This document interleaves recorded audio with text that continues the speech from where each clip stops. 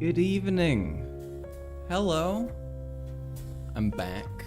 I survived. I've been gone for a bit. Oh no, not again. But now I'm back. I've returned. West Rover, I will send you so much money. My entire bank account's going to you. Do not worry. Thank you for showing up. Hello. Oh, holy shit. I've been gone for a little while, unfortunately, which hasn't been good, which was you know, kind of sad, because I had people in the house staying with me, my sister and my sister's girlfriend and my sister's girlfriend's brother as well, so it's quite full, and I didn't want to stream because I don't need people hearing me loudly rant about like Alex Jones or something. You know, like I'll avoid that. Give you money. I'll consider it, Lurker. I'll consider it. You've been here plenty. Maybe I will. Lesbian? That's right. That's right. They do that. It's crazy. So yeah, we have stuff to get into today. I came across a pretty cool, very interesting interview, which I found it was actually award-winning and relates back to one of our original establishing themes or topics on this channel, which is Scientology, which I think will be very interesting. Did I see the Alex Jones indie folk song, It's Peak? You mean like one of the remixes of him, or like a song that he made? Because I've seen the remixes, I don't know if I've seen anything that he made. But yeah, we're also covering Alex Jones today. We're going to be covering an interview between him and Mr. Andrew Tate, which is interesting because they're like the most toxic like figures in different like areas of like the right-wing you know, media space kind of. Alex tends to cater to like more of an older audience, you know, more rural, whereas Andrew Tate's clearly, you know, catering to young men. Females, no, there's no females involved with their audience, I don't think. But yeah, and we also have some news to get through. So, it should all be pretty interesting, I think. It'll be a good time. We can get into it soon. Let me take a look.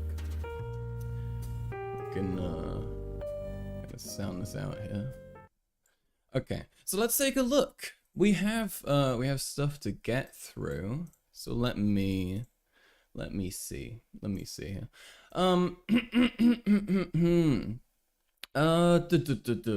We can start with this. Okay, so we have some pretty good news. We've one of the great issues I think that we've noticed when looking at America, especially me being someone from a European country where there is you know, a stronger degree of accountability, is that American media is kind of insane.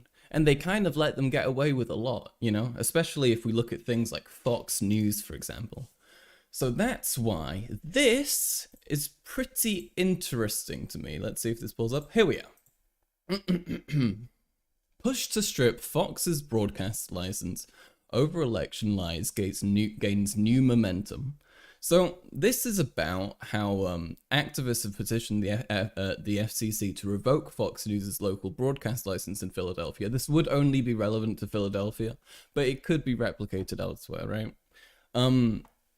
So here we are. On July 18th, MAD urged the FCC to change the status of the license renewal proceeding to allow more public participation because the issues raised in the petition go beyond Fox's day-to-day operation of WTXF TV. So yeah.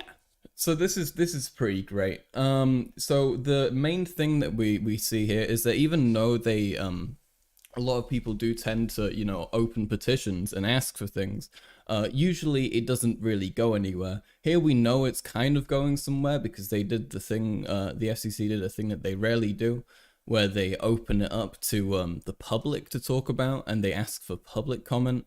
So it is a good sign. This could go somewhere. Hopefully it will. Perhaps it won't, but it could, and that's what really matters.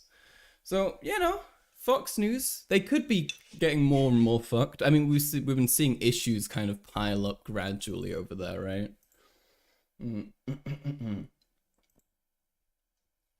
um, the 14 to 25-year-old white Republican demographic would collapse that Andrew Tate. Yeah, I mean, they what else they really have going for them apart from, just general kind of anger and toxicity, and he's kind of the like strongest concentration of that, right?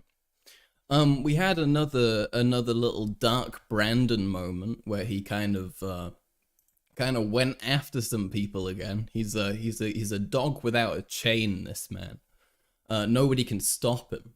So this is Joe Brandon. He says nobody intelligent can deny the impact of the climate crisis, which is pretty great. I mean, this is a pretty hardcore statement, given that there's a concerning amount of Americans that do actually just deny the climate crisis, and those people are going to be stuck in their beliefs, so this will just probably alienate them further from Biden. But then again, those people are pretty beyond saving in most cases, so, what can you do, really? So fucking Zace? Yeah, it's pretty Zace. It's pretty Zace. So yeah, Biden's openly shitting on people, and he's making pretty good points, and I think that's an important thing to do. Though it is something that is going to make people feel shitty at first, I do think it's like a good general overarching message. It's like when you have pictures on cigarette boxes of someone who looks awful and they look horrible and their body's like all fucked up and like charred and shit, right? And it doesn't prevent people who are already smoking it doesn't make them like stop, but it does prevent new smokers from starting, which I think is kind of it's the same kind of vibe you have as when you do shit on somebody openly in a public forum, like saying people who deny the climate crisis are idiots. It kind of, prevents new people from falling into that. Didn't insurance companies pull out of Florida because of climate denial from Ron DeSantis? I don't know. That sounds very likely, though. If I were an insurance company, I would absolutely I would absolutely be doing that. We have further news that confirms a thing that we kind of knew before, but it is a nice affirmation to hear. And I'm not sure if everybody caught up on this, so we might as well take a look at it again. There's a powerful argument that Trump is disqualified for presidency under the 14th Amendment from Senator Kaine of Virginia. Tim Kaine, that's his name. And he basically says that given that there's the 14th Amendment, which provides that the president, supports the Constitution, and that they don't usurp the democratic state, that they have to do that, and thus you can make a good argument that he shouldn't be allowed to be president again, which will be enacted if people are found to be breaching that one. Hello, Civixon? It was something like that. Hello, Fudge. Yes, we love psychotic politics. No, everything I look at, all of these people are super duper well adjusted. They're all great. They're all nice. They're all perfect. Nobody here has done anything wrong. We see, oopsie daisy. I just ruined my entire Google Doc here. There we are. I fixed it. Don't worry. We have more good news regarding the GOP and them kind of gradually falling to bits. The Trump brand doesn't work. GOP governor blames Donald Trump for Republican losses. This is a thing that we've been, seeing on the horizon, growing and growing for quite a while. But I do think, Cameron, hello, hi, nice to have you. This is a thing that we've seen kind of on the horizon generally, right? Like the growing recognition of the fact that Trump is a strong and short burning fuse, right? And that he's not really got much value beyond that. And this is, further confirming it. The party's becoming gradually more and more aware, and yeah, I'm interested to see where it goes, because those people who are in the Trump circle, they're not gonna let go. They're gonna stay stuck there, and it's gonna end up splitting the voter base pretty hard. What are my thoughts on the theory that Hillary Clinton killed Gaddafi to stop the formation of the African Union? I don't know. I want to say probably not, but then again, you never know. If I did research, I could tell you a more solid opinion. But probably not. But I'm not sure. Yeah, Trump is really good at driving negative voter turnout, especially amongst the young. Yeah. Yeah, it's interesting. It's interesting. They are like kind of fucked if they keep this up. Let's have a look at this one. So we have one more news story that I'd like to look at before we hop into a different topic.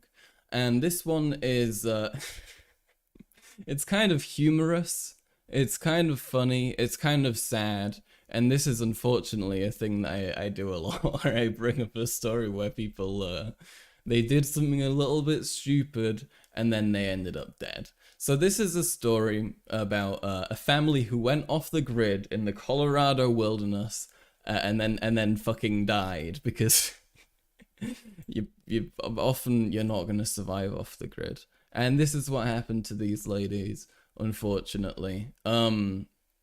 Yeah, these ladies, and oh no, there was okay. It's kind of sad, but then again, why do that? Why why just stay in functioning society where we like have food and stuff, you know? Maybe don't do like that. Girl boss too hard. Yeah, they did. They both collectively girl boss too hard. And now they're like 6 feet under.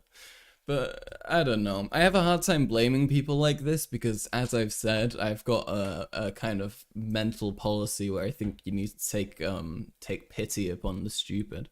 And that includes ladies like this. But I also think it's worth making fun of them a little bit because it's kind of, you know, it's a stupid thing, and you got to make fun of stupid things a little bit, I think. Honestly, I do feel bad for people like this because we can't really know what someone is thinking. In hindsight, it's always 2020. Yeah, and like most of the time, people doing something like that, they are mentally ill. You know, they're not people who are of sound mind. But you know, doing anarcho-primitivism is in practice. Yeah, these people are the only real anarcho-primitivists. Colorado's a terrible state to do that in.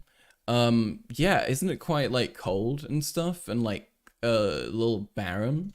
Yeah. Okay, so we have a choice. Okay, we got 2 sets of interviews to go into. Both of them should be pretty interesting. One of them I know for sure is an absolute banger, and the other one features 2 insane people. So I think we should have a pretty fun time either way. So I'm gonna make a poll here, and you can decide if you would like to hear or have a look at, first of all, the Scientology interview with David Miscavige, who was the leader and is the leader of Scientology and has been for, I believe, about 40 years. Or, this is also, I would like to note, the one and only media interview that he ever did, and then he stopped entirely because of the effects of it. Or we can have a look at the Jones/Tate interview. So here we are. Poll is up. You can go ahead and vote right now. Tell me what you're feeling, and then we'll have a look at that. I think both of these are going to be very interesting. So you know, keep an open mind. Don't worry if we don't get what you want initially. But yeah, it should be good. Also, why would you give up modern society? Or sure, we have major problems, but it's better than any time in human society. Yeah, it's really, really, really stupid. You have to be mentally ill. I swear to God, you have to be. Coloradians are blissfully unaware of the fact that everyone outside the US stereotypes them as the weed state. I mean, that used to be the thing, but then again, like, America kind of just became the weed country as like more and more states legalized it. Like, it's legal in like half the states by now, right? The Scientologist paramilitary group is going to kick down Max's door any day now. I'm waiting for it. Okay, so we got 4 votes in, and seems like 75% is in favor of the Jones Tate interview. I'm gonna give that a second in case there are any last voters. But yeah, but that should be interesting. I think we'll have a good time with this one as well. Okay, all right. I'm gonna end it here. We got 75% in favor of the Jones Tate interview. So let's have a look. Let's pull this together. So this is the caption of it. Andrew Tate posted this onto his Twitter saying, "Resist the slave mind. Andrew Tate x Alex Jones," and it's gonna be pretty crazy. It's gonna be pretty crazy. You can tell they're both looking serious, pretty shiny. They're both bold. I wonder if I'm not sure. Yeah, I guess these kinds of men like being bold, right? It's funny that they both kind of. Alex just looks like a more stretched out version of him. Jones jump scare. It's pretty scary. It is pretty scary. Okay, let's have a look. Let's see what these kind and intelligent and well-meaning men have to say about well, I guess resisting the slave mind, whatever that means. Screaming the truth to the world, and it's remarkable that we get proved right time and time again. And when we say something new is coming, people still look at us like we're crazy. I mean, how many times do we have to be correct?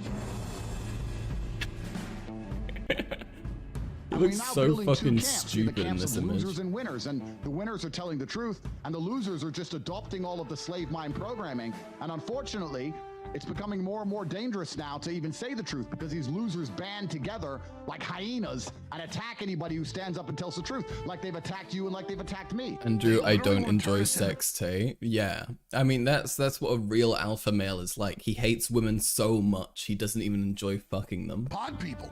Oh, absolutely pod people. And pod people can't have any remnants of warrior spirit inside of them because they're not going to be able to live in their pod. So this is the point. The world's over in 2030. Why go to the gym? Why get strong? Why work hard? Why get rich? Why be funny? Why be charismatic? Why do anything? It doesn't matter. The world's going to end. Sit in your pod. How dare you? And all of these leftist policies are designed to create a slave class of people.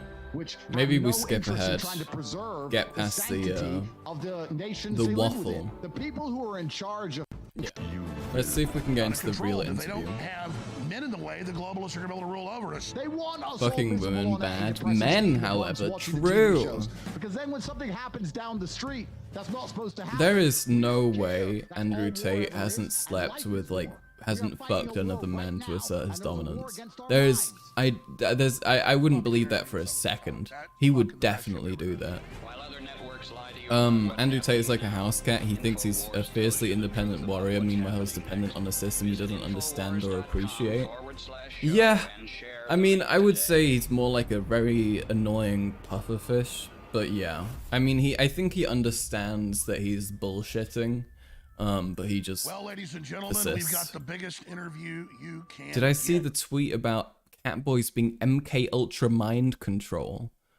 I did not. I must have missed that one. Did they?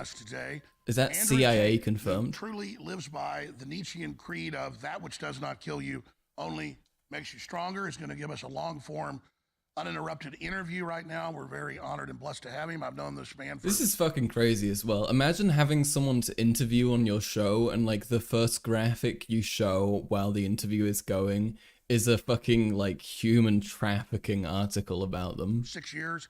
He has incredible integrity. And why do people upload videos to Twitter? That has been thrown at him. I know. I kind of hate it. I could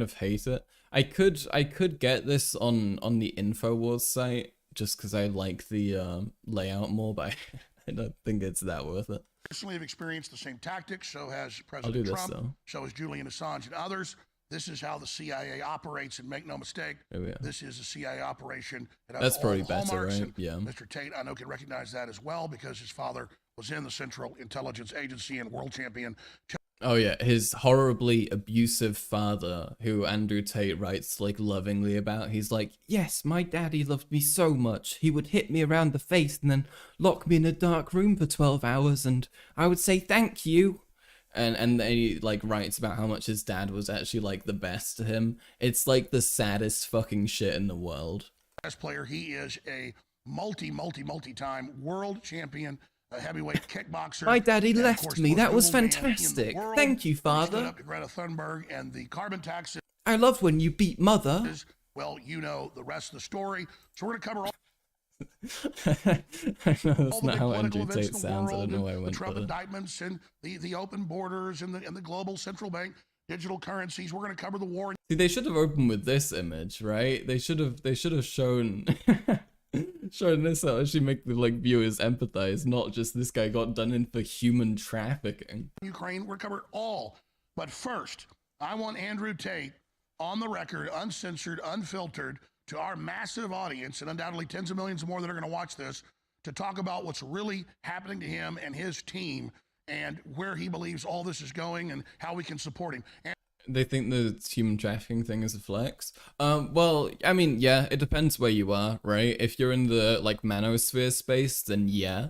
If you're in the Alex Jonesy space, though, that's more if you have anything levied against you, that's evidence that the deep state is after you. It's kind of similar to the Andrew Tate. If you're going against the Matrix comes for you and fucks you in the ass or something. But it's slightly different. It's slightly different. Andrew, great to have you with us. Brother, I've known you for such a long time. We've been talking the truth Duck for lips so long. Andrew. It He feels looks like he's eternity perpetually doing that Instagram We've pose. been screaming the truth to the world, and it's remarkable that we The get victim proved complex, right yeah, time the and persecution time again. complex. And when we say something new is coming, people still look at us like we're crazy. I mean, how many times do we have to be correct before people understand they should listen to us before it's too late? Absolutely. I know that you've got to Andrew's saying this to the guy who, after every single mass casualty event, goes, "It's fake. The government did it." And then he's being like, you need to listen. He's right all the time. be careful. Not that you've done anything Every wrong. day. They spin everything you do. When they first arrested you, they spun it. That look, a pizza box. They found his secret lair, as if you were hiding from anybody. You'd already been absolved of any wrongdoing 9 months before. That had been in the news, but now they were back again. So This is a lie. the listeners want to know how you're doing, what's coming up, and how they support you. Yeah, it's a pretty standardized tactic. Any man who is successful in the world is going to have a degree of history with females, and that's the way they attack you. It's an attack vector. You just name Every man in the world has human trafficked at least a couple people, okay? They human traffic at least sometimes, all right? They're a man. What do you expect them to do? Boys will be boys. Boys will human traffic occasionally. You hate how you're watching InfoWars willingly? West Rover, it is great content, okay? This is fantastic. This is the shit, all right? This is my favorite insane like chud content, and it's great to me because nobody else in the lefty sphere seems to particularly give a shit about Alex Jones. But I think it's good content, so I'm going for it.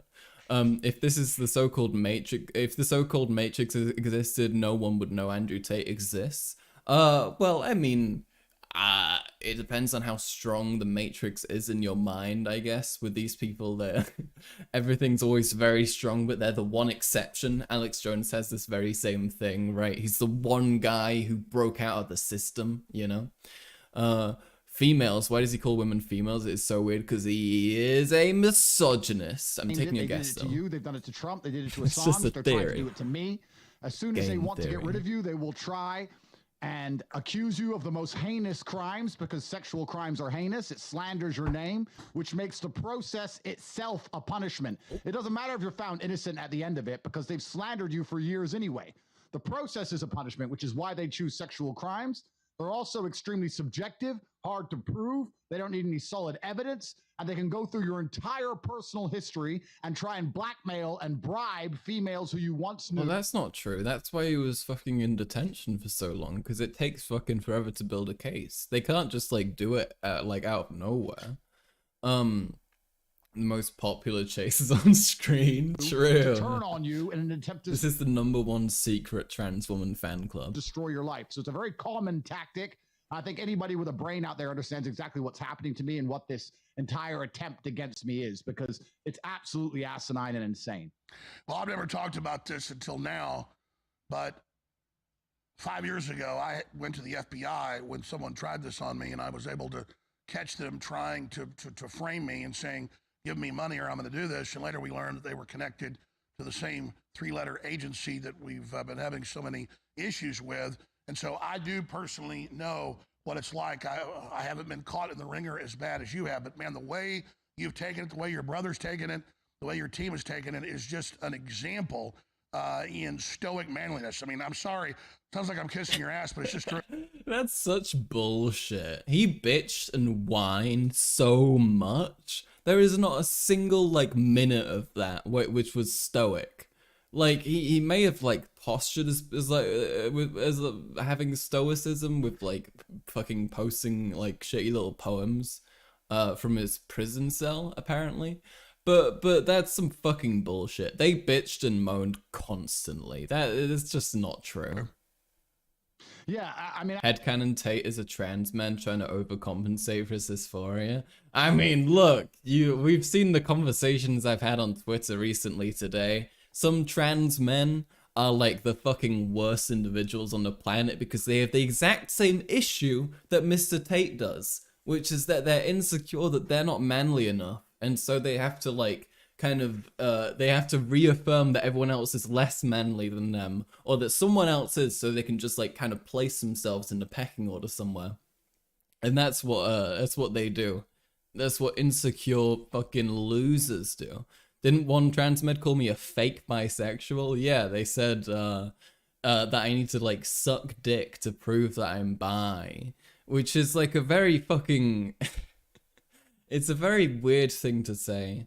I don't fuck with the biological essentialism, you know, and it's all very uncomfortable. What a gross thing to say. Yeah, it's weird as well, because like I have like friends like within that general like caucus, and they fucking and they don't like seem to mind when people are like that, which is absurd to me because they are like horrible. They're like genuinely like just trying to be evil people. Also, what about bisexual, asexual people? I don't even know. They would probably have some very fucking stupid thing to say about that as well. Absolutely, and it is scary the fact that we could have a look over that I've thread. known throughout my life. I'm 36 years old. I'm kind of tempted to have a look over it, but I don't want to interrupt this. 2,000 women were called and effectively offered bribes to turn on me. Effectively, it was, if you have a negative story about Andrew Tate, you'll get paid money. That's a bribe. They tried to bribe 2,000 women who know me, and they still couldn't manage to put together any kind of coherent case. They're so desperate for Jesus a case. Christ. The 2 victims they've identified have repeatedly said on camera, we are not victims. 2,000 women? Is this a factory farm? Candace Owens actually did a fantastic breakdown. Anyone who's interested in my case can do a full breakdown. Candace did it, and it shows everything. There's no victims, and they can't find anybody. Did you just say Candace? Me. Candace did it, and it shows everything. Candace? There's no victims, and they can't find anybody to turn on What me. the fuck was and that? It's crazy. I spent 3 months in jail, in a Romanian jail, which is not anything like a Western Holy jail. shit, this man's like nipples are trying to escape. What the fuck? Candace nuts fit in your mouth? It's truly a form of torture. And I sat there 5 months locked in my house, and all I can do is take it as a test from God and do my very best to be an example and show the world that when you truly stand up and truly try and inspire people to be anything more than slaves, get to the point. I was sitting in a jail cell suffering from what? For what? To protect who? They don't even have a single victim in the victim list. They don't even have a single woman who could take the stand against me. This isn't true. There are several women's. And they're still going to put all over the news I'm some sort of terrible person. Sorry, no. There are several women who came forward to make an allegation. Regardless of the outcome. And we have to pray that the judicial system of Romania Tate does the right converted thing to Islam? Right. Yeah. No, this is probably just Islamophobia, actually. All of this away. Well, when you're famous and successful, women throw themselves at you. But when you're famous, successful, and in great shape like you and your brother, I've been out with you guys, the women literally throw themselves at you. The idea that you're raping women is preposterous. Then they put attractive people who have people throw themselves at them are famously never entitled about sex. That's never happened before. Have you guys ever been hit on by a hot person who you weren't that into? Have you ever seen how pushy some of them can be because they're used to not being rejected? Like, this is like the biggest lie. Like, those types of people can often be the fucking worst because they like have no concept of like people not wanting to like get something from them or not wanting to do something with them. Did Alex and Andrew fuck? Probably before and after the show, and maybe there's like a little break in here where they had like a quickie. Hi Salted, how you doing? Hi Teddy. Hey Teddy. Hey Teddy. You okay? Hello little man. He's the guy. Who bottom, who tops? I don't know. This is a good question. This is a very good question. I think for between these two, I believe Alex would eventually become subservient because he's kind of like an older, he's kind of like an older, more submissive type. You know, he's kind of like at Andrew's feet here because he recognizes that he kind of needs him in his audience. Because I mean, as we know, and Mr. Jones's shit is kind of falling apart. No bottom, no tops. It's just a sex fight.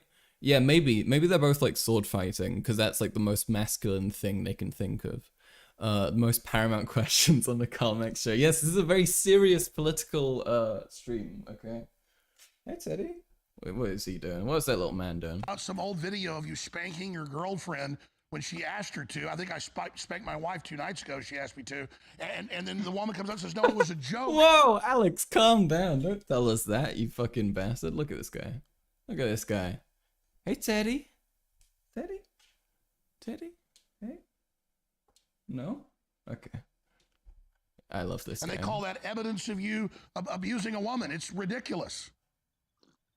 It is ridiculous, and it's just weaponized virtue. Yeah, Teddy's the not problem they're impressed. having is that we're telling the truth, and we're repeatedly telling the truth, and we have morals, and we have Weaponized virtue is when you hold criminals accountable for being rapists. standards, and we're standing up for what we know is right, and we're standing up for God, and we're doing the right thing. So how do they attack us? It's very difficult to say we're not principled or intelligent or correct. So instead, they have to say we're bad people. So to say My somebody's cat a is bad so person, cool. I know, right? Isn't he awesome? I love this guy. and what you do is you weaponize a virtue. You say he's misogynistic or he's homophobic, or you find some virtue and you put it into a bullet and you shoot it at them.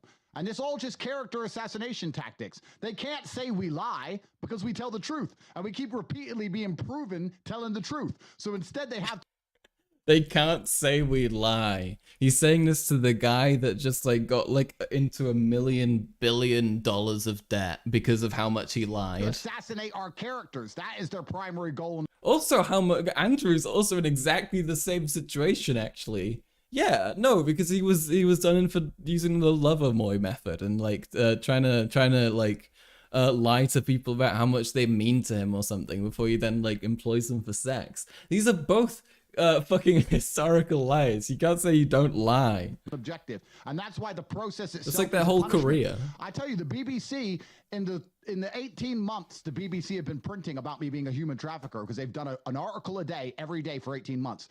3 staff members of the BBC have been caught committing sexual crimes. 3 staff members of the BBC.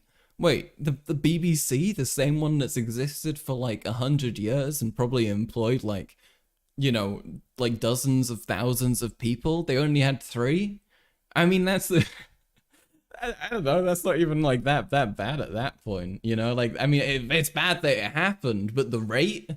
I mean, compared to these two, where they have a 2 of 2 rate for how many fucking like how many crimes they've done between Alex and Andrew, I don't think they can really talk shit here. I don't think they have the ground to. It's mentioned for a day, maximum 2, and then it goes away. And here I am 18 months later, still going through the grinder of endless character assassination. It's insane. You're either on their team and they protect you, or you're against them on the side of God and truth, and they're absolutely out to. Didn't BBC exist before TV? It was the original public radio broadcaster. It's been around forever. Yeah, I think so. Yeah, they've been literally around for like fucking ages. And then he could only dig up 2. I'm sure there's probably even more than that, but he just didn't find them. Destroy you. Every single thing the MSM say is a fucking Like, there's lie. no And I way. apologize for swearing, but it is a lie. Everything I read in these papers, all of it is a lie, head to toe. No, it is a damn fucking lie. And at a certain base level, though, you've got to have a feeling of success. Speaking of everything being in papers being lies, I went to a protest recently, which was quite fun. I went to a little protest where we were protesting this guy, this anti-Semite conspiracy theorist, but a German one, being in my town and you know, holding a little talk somewhere, and and there was a guy there who was handing out these newspapers, which were like, "This is the real truth, unfiltered," and I talked to him about it, and like it was such bullshit. Like on every page, it was awful. Like the front page was like a big thing that said war in German, and then like he had like written a bunch of little countries down, and obviously like Ukraine was on there. I was talking about how bad it is that we're like helping the Ukraine war by giving money and like arms to Ukrainians so they don't get murdered, and I talked to him about it, and I kind of you know, took apart his like his terrible foreign policy, and I made fun of him, and that was a good time. But he said that if that he'll print anything from that wouldn't get printed in regular newspapers, and I was like, "Oh, so you mean if I send you something, you'll print that?" And he was like, "Haha, yeah," which I don't think is true, but in the case that it is, I'm kind of tempted to send something over just to see if I can kind of like pressure him into it or something. But yeah, you know, we'll see. We shall see. Satisfaction to be the most demonized person in the world now, even surpassing myself and in many cases Donald Trump, and to have school curriculum, not just in the UK, but now it's turning out around the West, teaching young boys that you're bad and they shouldn't read you or watch you or listen. You're teaching young boys that a convicted fucking sex crimer is a bad person? To you. Don't these idiots well, not know convicted yet, you know, but you know, arrested. it's having the opposite effect when I'm at Send him gay porn. I think he already has that. I don't know. He seemed a little sussy to me, quite honestly. This guy, he looked like such a swindler. You know, he looked like such a con man. He was dressed like a 1930s chimney sweep. He had like one of those like old style hats on. He had like a smile, which like when he smiled at you, it would make you a little bit worried that like someone was like lifting your wallet out of your back pocket. This guy had like pickpocket physiognomy. I don't know why. I don't know how. He just seemed there was something bad there. Store or at church. They should invite Trump. He'd fit in perfectly. Yeah, they would definitely invite Trump as a third. Andrew Tate, don't they know this is backfiring? Well, absolutely it's backfiring, because that's the worst thing you do to a teenage boy, say, "Don't watch this man." And the thing that they don't understand... I'm not sure if that's true, actually. I'm really interested. I'll have to do some research and figure out the veracity of that. But I feel like teenage boys, if they're presented with information in the right way, they will receive it appropriately. But yeah. Anti-Semitism in Germany? No fucking way. Yeah. I mean, anti-Semitism in Germany is, I would like to say, generally... it depends on where you are. But I live in a pretty progressive area, and it's not here too often, apart from when there are these like far-right rallies and that kind of thing. But generally, you don't really run into it that much, at least in my area. I can imagine in further east in Germany, it's worse, though. These people are so disconnected from reality. All of these people are genuinely disconnected. They don't understand that my message makes people feel better. I teach... Wow.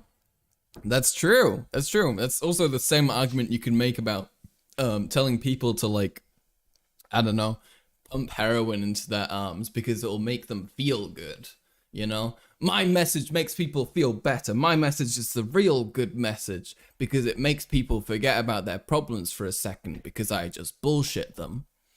I love when rich people call others disconnected from reality. True!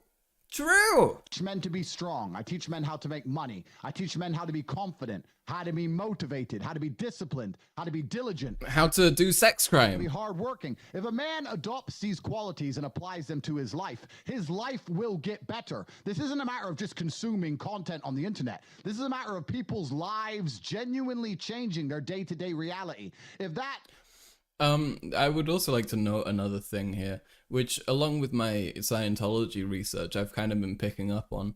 It's yet another element of what these kind of people do with the self-help bullshit, that they do incorporate these real helpful elements. This is a big part of how they get you into Scientology, because they give you good help for like a while. Like, they give you genuinely good advice at the course of the start.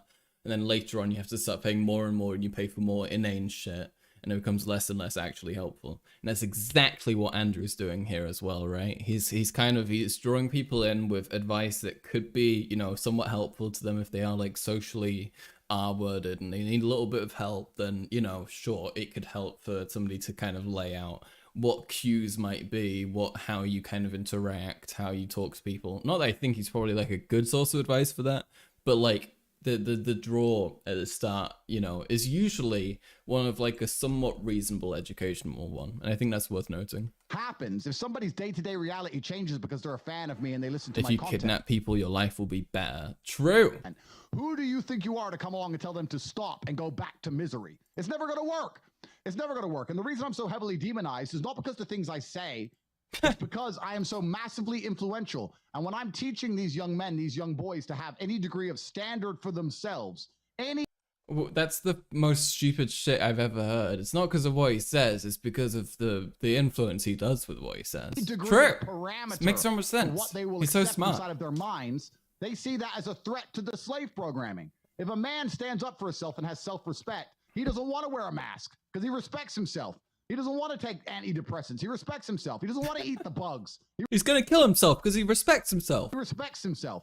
They don't want men to have self-respect. We're not allowed to have self-respect. We have to sit there and be completely empty vessels waiting for the slave programming to be Also, those kind of comments about like being against antidepressants is especially gross, because you know that's like he's profiting off that majorly. plugged in, so we'll comply. That's all they want is compliance. Men want And to that's die why of me, disease. as a True. man That's who what stands real up and men says, do. Listen, you should become as strong as possible. You should believe in yourself. You should be motivated, and you should also try to make as much money. Wait a minute. What?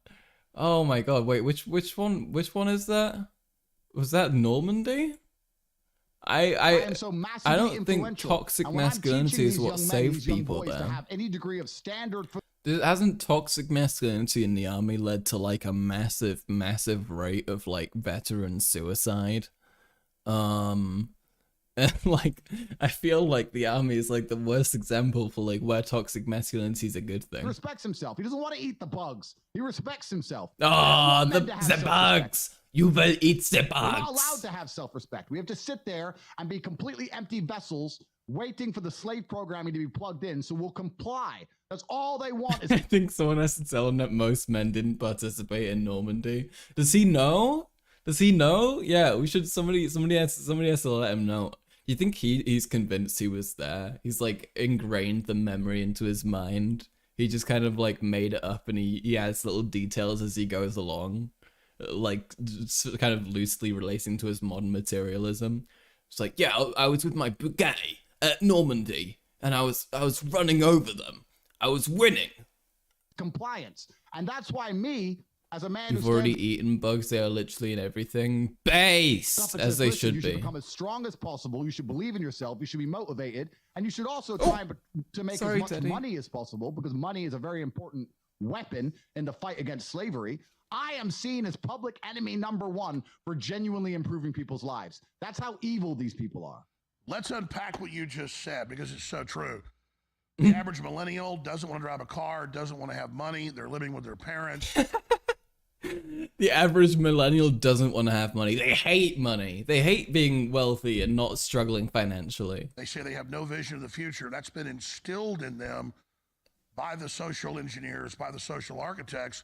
I don't think that we are discussing climate change the way we need to be discussing climate change as a country. We are in the midst of climate change right now, and it is only going to get worse. The world is going to end in 12 years if we don't. Throw back to the Republican debate clip where the young Republican goes up and says, "We really care about climate change. Can you please do something so we don't like die?" And everyone goes, "No." Address climate change. The scientists also tell us have 12 years in which to answer that question. 12 years within which to act. Like, this is the war. This is our World War II. We have 12 years to turn this around. We are less than 12 years away from not being able to undo our mistakes. 10 years that we have left to us. Within the 10 years that we have left to us, we don't have more than 10 years to get this right. A little more than 10 years from now. There is no justice and there is no combat. Come on, get to the point. A woman whose children's future Okay. now tastes bittersweet because of what I know about our children's future. Yeah. This is about our lives. Okay. Human life alone. At its worst, Dying. How long is this fucking compilation? We get the point. They're saying climate change exists. No, it's the World Economic Forum. No way. No way. Creating the droughts and melting. Cars are a terrible financial asset. Money isn't everything. You should care about what makes you happy. These guys think defying a slave mine is 12 hours a day in a factory with no social services. Yeah, I mean, most cars not going to appreciate in value, right? Kind of. If you want to have money, if you want to like be able to get the most out of something, don't end up spending like all of everything you have on a car, maybe, you know?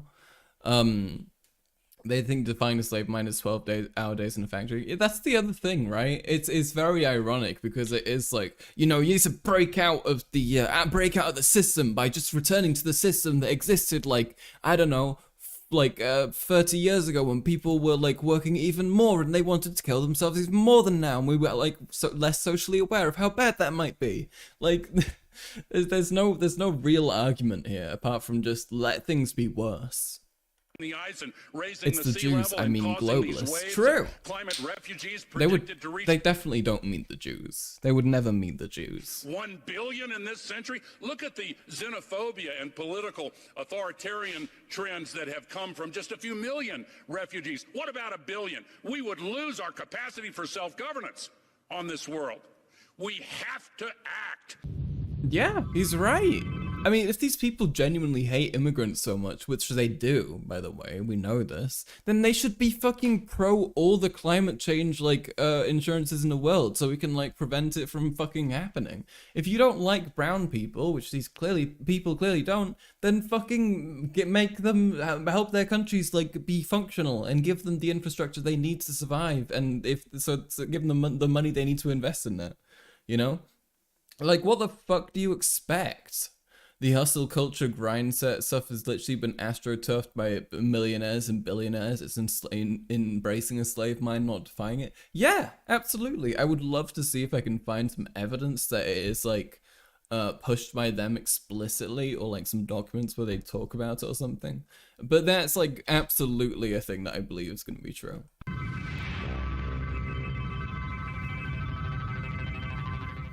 Yo, crime boss.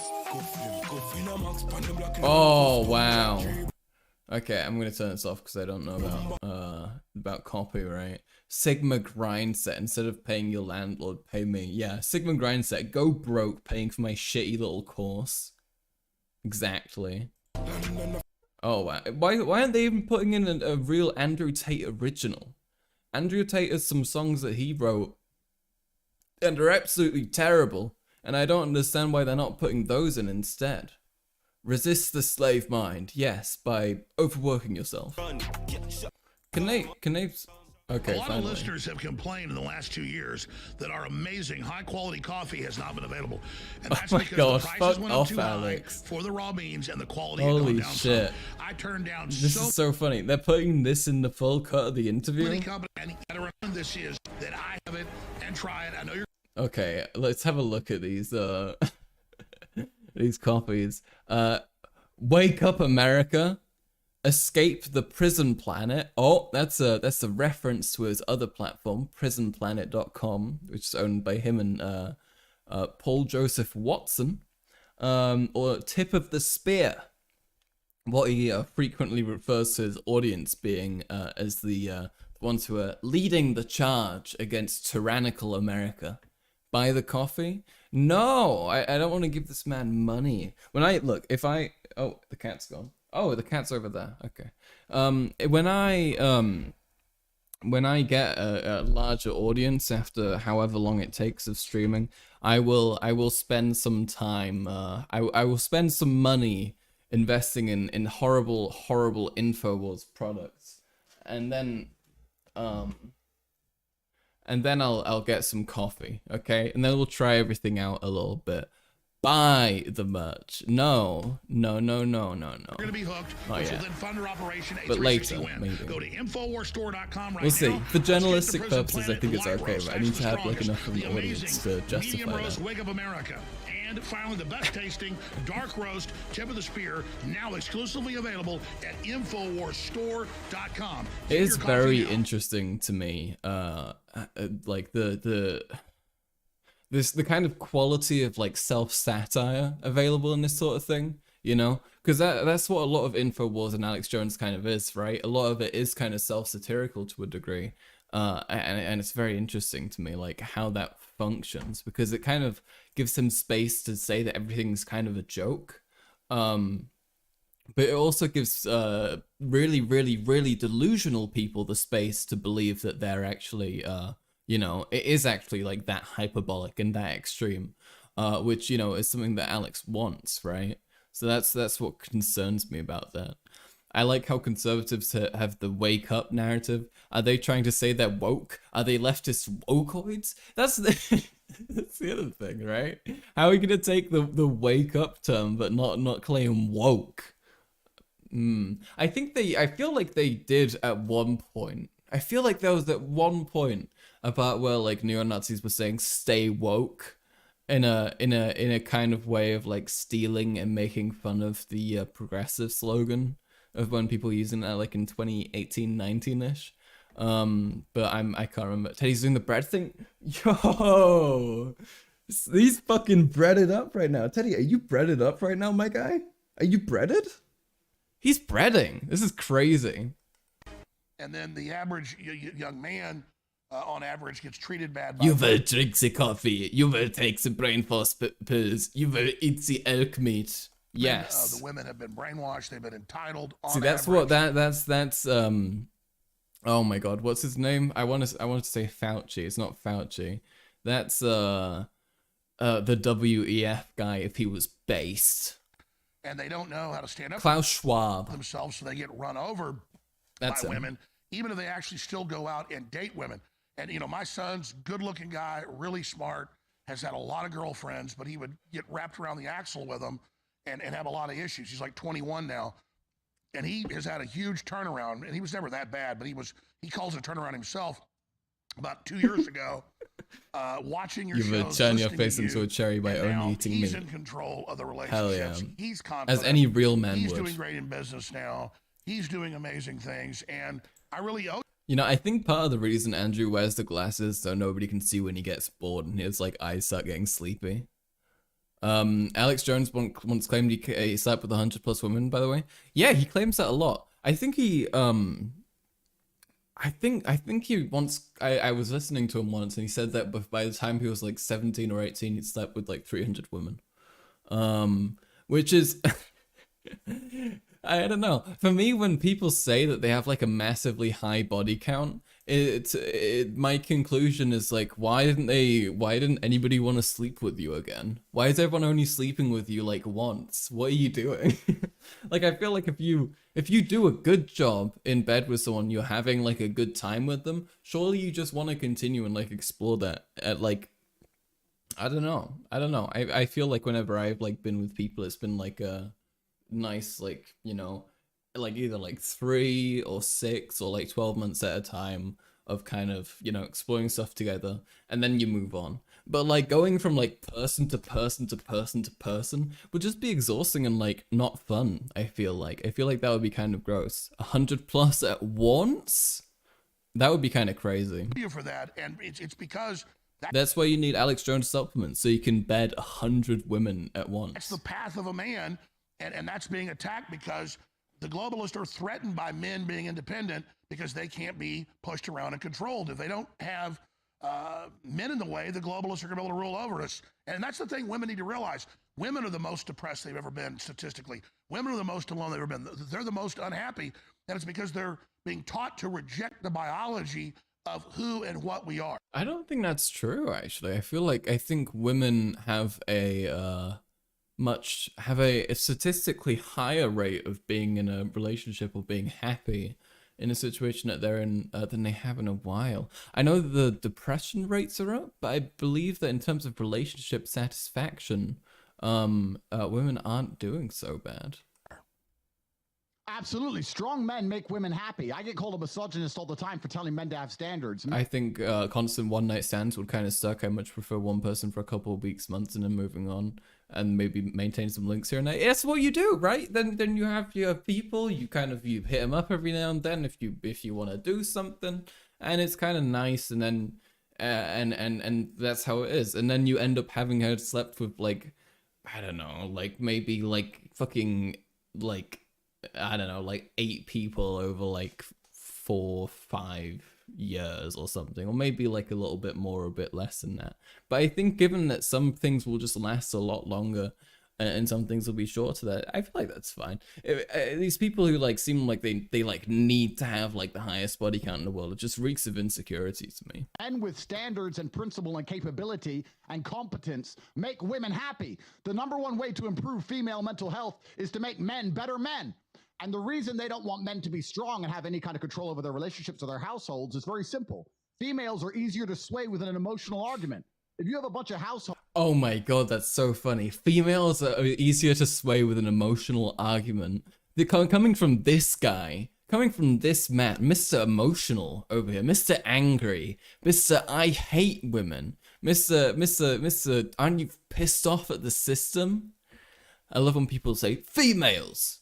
Which are run by women, and the woman is in charge, and then the woman is going to sit and watch an emotional argument, propaganda, which is all that the MSM use. They can't use logical arguments, so they use emotional ones. Put the mask on for grandma. Well, grandma's 98, and 98-year-olds unfortunately die of diseases. Well, not every grandma is 98, Mr. Tate. That's not how it works, okay? There isn't a standard age of grandmas. You know, there are some like 50, 60-year-old grandmas who also ended up dying way earlier.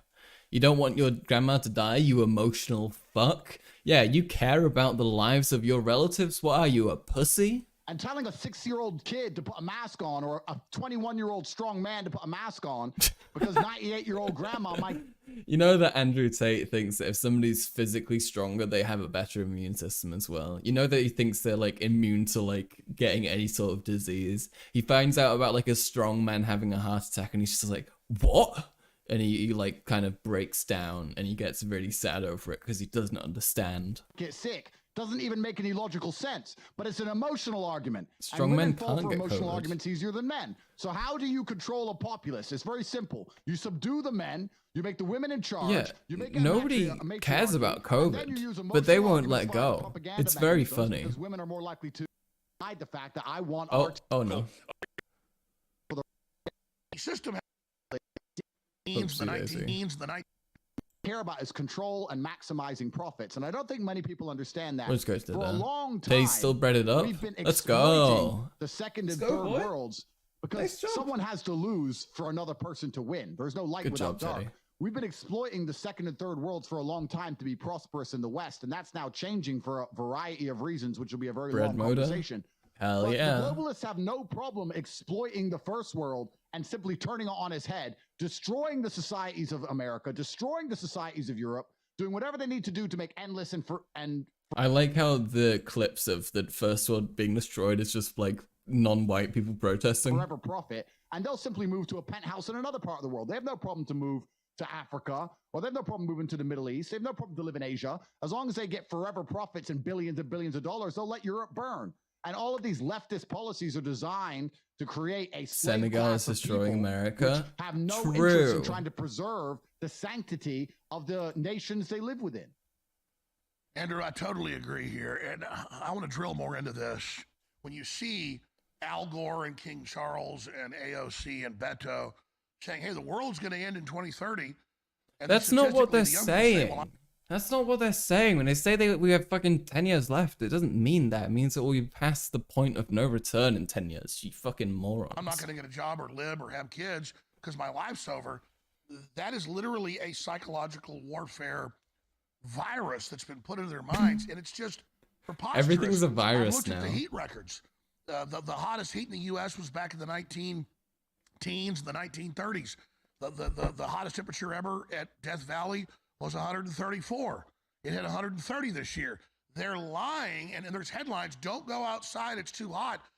They literally... Oh yeah, every single heat record that got broken, which happened like 4 days in a row this year, that was just a lie. They just made that up. Turn us into pod people. Oh, absolutely pod people. And pod people can't have any remnants of warrior spirit inside of them because they're not going to be able to live in their pod. Oh no, so this is was the point. intro. The world's over in 2030. Why go to the gym? Why get strong? Why work hard? Why be slave-minded? And it's very difficult to resist enslavement if you need the government to eat. I think all governments on the planet are constantly trying to encroach the globalists made up temperature. They did. They did. Closer and closer to some version of communism. I bet if you look it up, they're going to be a member of a certain group. And that's what they want. Not saying anything, but you know. It's an obvious agenda. It's a very obvious agenda, and it plays into the worst characteristics of the human psyche. Because there are a lot of people out there who, when given the excuse to be lazy, will be lazy. When given the obvious failings. Give us something good, Andrew. Who stands up and tells the truth, like they've attacked you and like they've attacked me. The people who are trying to put me in jail are not good people. See, this is the issue that I have with this sort of thing. I love this kind of content and I find it really interesting, but then you just hit a wall like so quick, man. Can we get stimuli? It's a little excessive right now. We can tell you what, let's ease into it maybe. Let's ease into it. I'll give you it bit by bit, okay? I'll give you a drip feed of stimulate. Let's not kick it off with all of it, okay? We'll go in bit by bit. I'll give you that so far. I'll put me I'll kind of squeeze me up here. Okay, yeah. All right, sure. This works pretty well. Oh, okay, hold on. Wait, let me make sure I get Teddy though. We gotta get Teddy back. See, we can't do that to the little man, can we? That would be fucked up. There he is. There he is. Let's go. Let's go. Let's go. Oh, perfect. Perfect. Look at him. Look at that guy. Look at this dude. Oh, Teddy. Teddy, you are such a cute cat. I love him. I love him so much. Okay. Wait, I'll squish it down here. There we are. They're not good people. They're not honest, hardworking, God-fearing people. They're evil people, and they know exactly what they're trying to do. It's scary. Let's expand on that because this is really the heart the of ADHD the is whole healing. thing. You're welcome. You talk about how you and I and many others have been right about predicting what would happen. It's now here, so our credibility's way up. 95% of the comments I see about you are positive everywhere. Young people I talk to, old people, stuff I see online, but also in the street, nobody's buying it. And it's because you talk about real issues. If you had to describe, this is a football game, let's say US. You really said, please explain in football terms. Football, NFL, or women aren't real. They were invented by globalists. Analogy you want to use. Where are we in the game and who's winning? Because I see you being the most popular and Tucker Carlson and Joe Rogan's getting more hardcore now. And I see Russell Brand sounds just like us and Tulsi Gabbard's and RFK Jr. I fucking hate Russell Brand so much, man. Other people are exploding in popularity. Explain globalists in hot dog terms. True. The left have to break it down for the Americans. In the top 10, not even the top 20. I mean, you're right up the top. Tucker Carlson, me, Joe Rogan, we're all up there at the top. And in total reach, you and Joe are, kind of like pole stars there.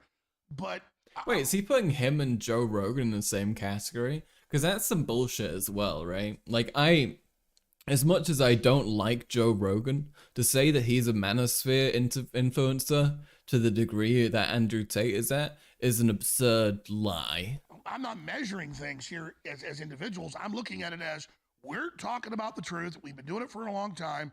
We're insanely popular despite all their suppression, despite them trying to put us in prison and locking you up in solitary confinement and doing all of this. Look how Trump's gets 60% of the vote against all of the Republicans. He's 25 points ahead of Biden. That's never happened since polling began, to have something like that. So this never happened since polling began? Is he fucking stupid?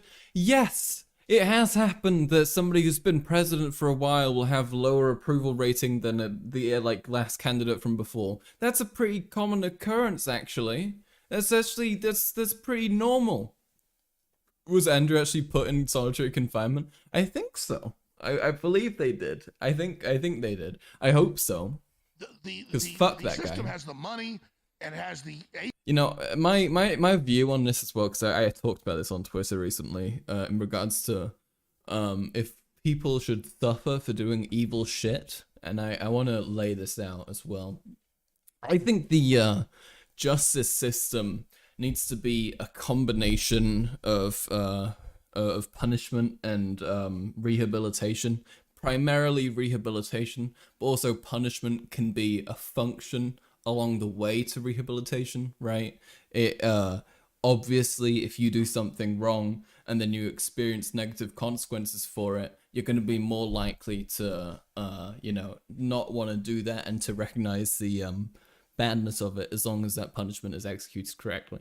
Probably don't put people in solitary confinement because that's extra unethical, but a little suffering is okay. And in the case of Andrew Tate, I think solitary confinement is okay too. Agencies, and it has the police in many levels, and the media, but it's all dying. It's all a joke. And so every move they make against us is very painful. But at the end of the day, as long as we persevere and hold strong, they're losing. So what's your view on that?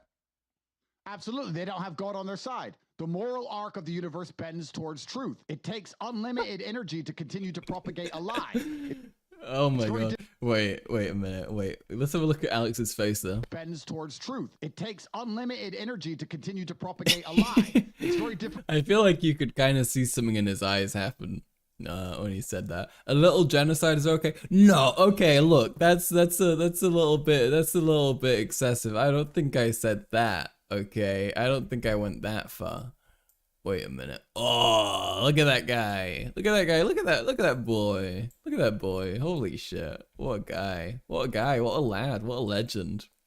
I love this guy. To do it goes against the law of physics. If you put a lie into the universe, you need to continually push that lie to keep it afloat. It's like a hot air balloon. You need to keep that engine running. You need to keep the plane it's going so fucking ironic. These two people are like the fucking most the most biggest liars on the internet, like, at the moment. Because as long as people use their own eyes and their own senses, and eventually... How old is the little lad there? He's a 16-year-old kitty cat. He's quite old, actually. The lie is going to sink and it's going to disappear. And there's certainly been a shift in consciousness in the last 3 to 4 years. 3 to 4 years ago, it was much worse than it is today. And I feel like I said this when I was canceled in August of last year. I was doing Patrick Bet-David's podcast, and I said, they are making a mistake. When you have power, the only guarantee to power is that one day you will lose it. And the quickest way to lose power is to overuse it, to overreach, to overstretch. When you do that, everyone loses faith in you. For you to have power, you must have the faith. Yeah, he definitely didn't do that. Once people understand that you're abusing your power and it's no longer a fair system, they're no longer interested in what you have to say or your power mechanisms. And then you can only resort to complete brutality. And I think it's going to be quite difficult for them to do now that the consciousness of people are waking up. But certainly, yeah, I feel like we are winning now. Bold by choice. True. Yeah, you can see this man could easily grow a full healthy head of hair. Look at him. To do now that the consciousness of people are waking up. But certainly, yeah, I feel like we are winning now.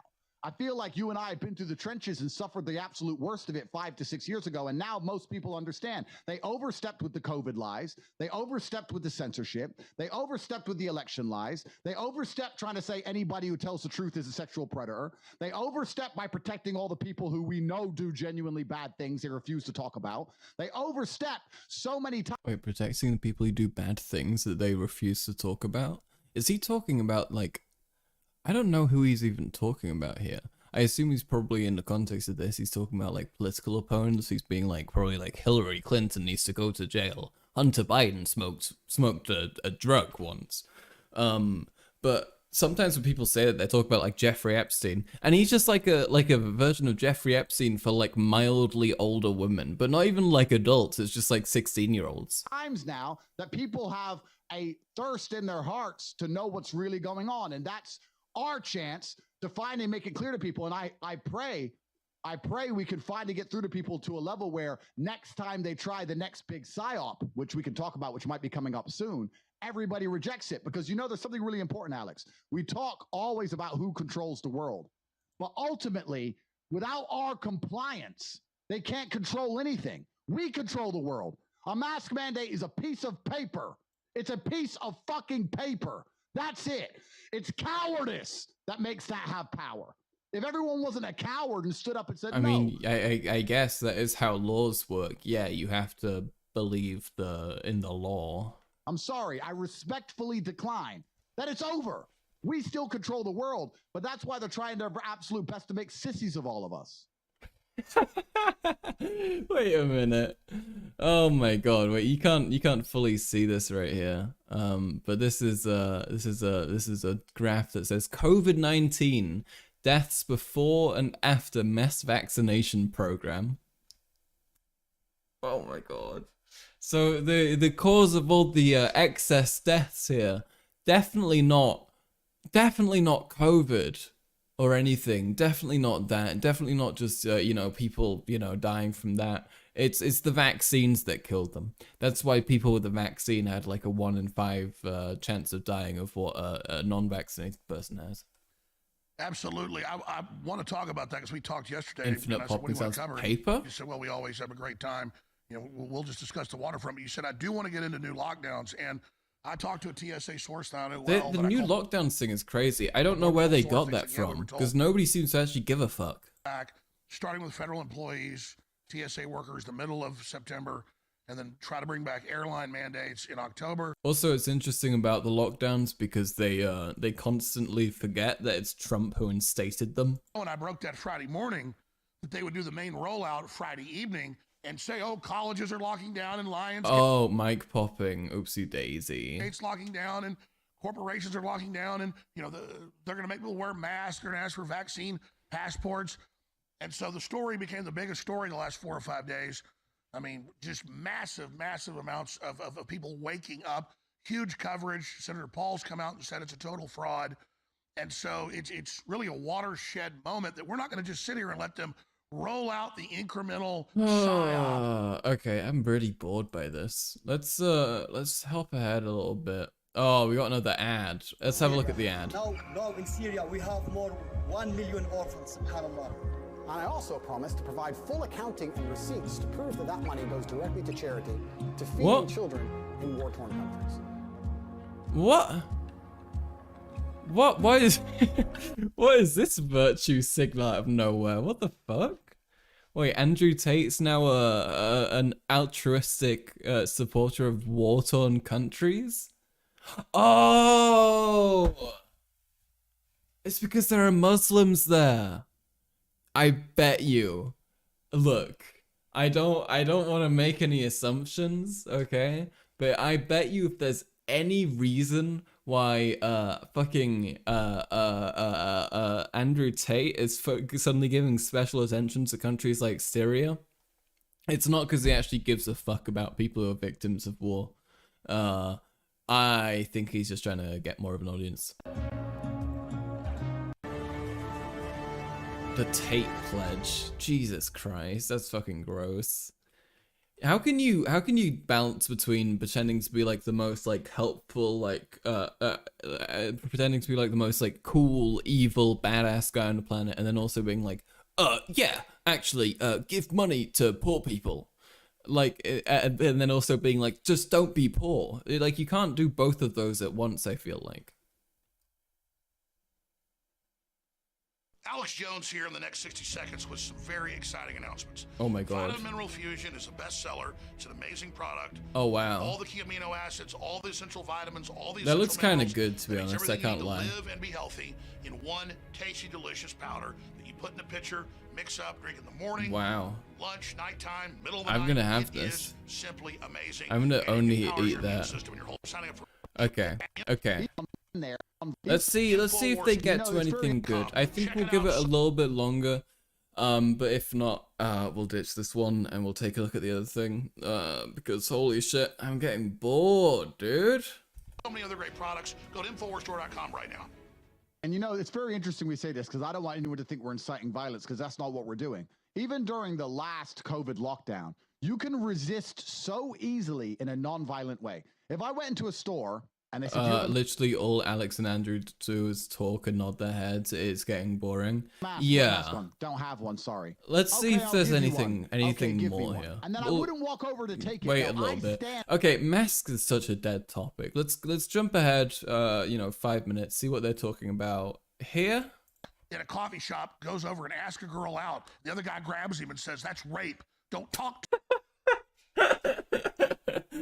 Oh yeah, that happens to me all the time. Wait, let's see if there's some context there that we missed. Maybe. Women like the Gillette commercials where they had in the Super Bowl a few years ago, where a guy in a coffee shop goes over and asks a girl out. The other guy grabs him and says, "That's rape. Don't talk to a woman." But then drag queen story time, convicted pedophiles in many cases, in G-strings with little kids bouncing on their knee and so rubbing that's up against a little kid. okay. Is raping our bodies, raping our freedom, raping our borders. Okay, everything is rape now.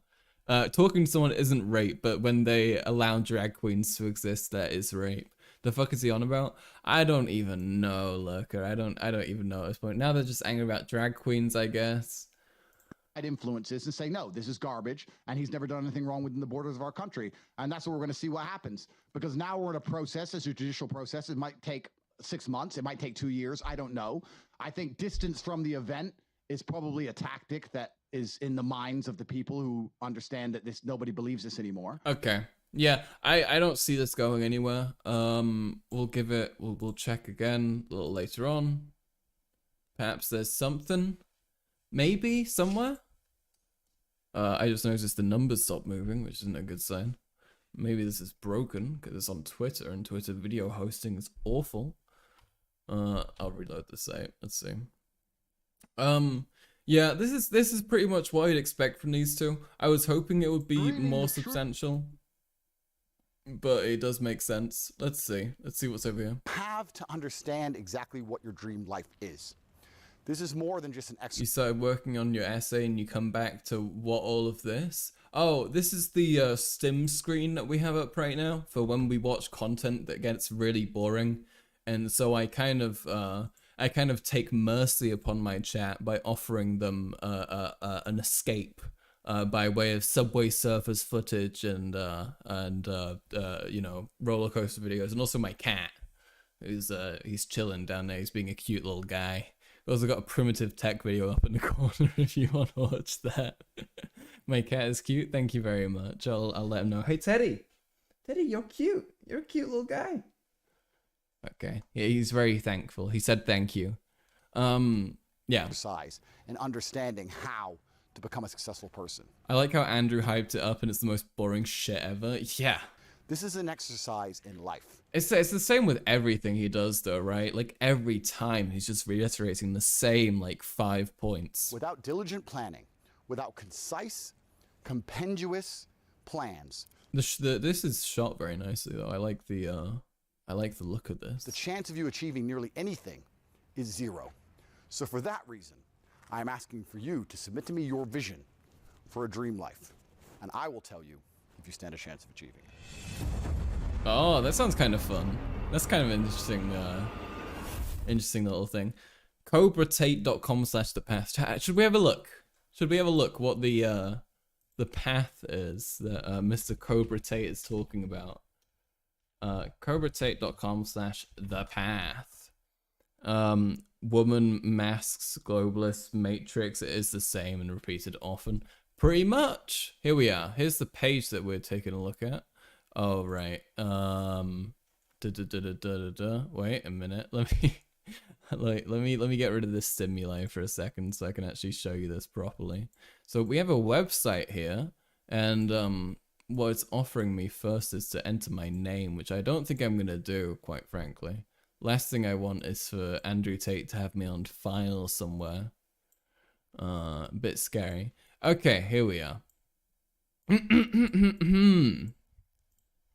The path. Most men never even try in life. Will you? And we can enter our name here. Should we enter our name? Should we do it? Yeah, I'll put in my my very real legal name here. Karl Max, take action. Okay. If I could only get one. Okay, alright, this is exciting. If I could only get one, I would like advice on my current situation, or I'd like to say thank you, or I'd like to present a business opportunity. You know, I think given the state of the channel, I think we should be going for offering him a business opportunity and say that he can invest in me, okay? Because what Andrew Tate needs to be doing is he needs to be covering all of his bases. He needs to be covering the left side, the right side, the fucking retarded centrist. But he also needs to be supporting me. So I'm gonna say I'd like to present a business opportunity. I only present business partnerships with members of the War Room. If you don't think you will be accepted, do not even apply. Okay. Okay. Do not give Max money. He will spend the money on weed. That's not true. I've never buy weed in my life. I'm ready to join the War Room, or I need help. Fuck. If I say I'm ready to join the War Room, he's about to like ask for £50 from me. But if I say I need help, then he's not gonna let me make the business decision. Fuck. I'm not sure. Wait. Okay. What do you think? Wait. Do we go A or do we go B? Wait. Here we are. A or B? Oh, that's V. I nearly got there. A or B? What do you think? Am I ready to join the War Room, or do I need help? I don't know what to pick here. Even I'm a little bit confused. B, I need help. That's the only vote. A is okay. Okay, B is winning. B is winning with 2 votes over A, which has 1. I am very confused. This is very confusing. Okay, let's go for B. I need help. All right, let's roll with that. Do I aspire to become great? I already am, baby. But sure. Yeah. All right. Fine. What's my immediate goal? To become richer, to become stronger, or to become more connected? I guess better connected at the moment. I'm kind of I mean, I would like to be wealthier, but you know, I think that would come with better connections. It would be easier. Oh wait, here we are. Yes. How old am I? I am 19 at the moment. What's my current physical level? I would say I'm somewhere between above average and athlete. I'm pretty well off physically.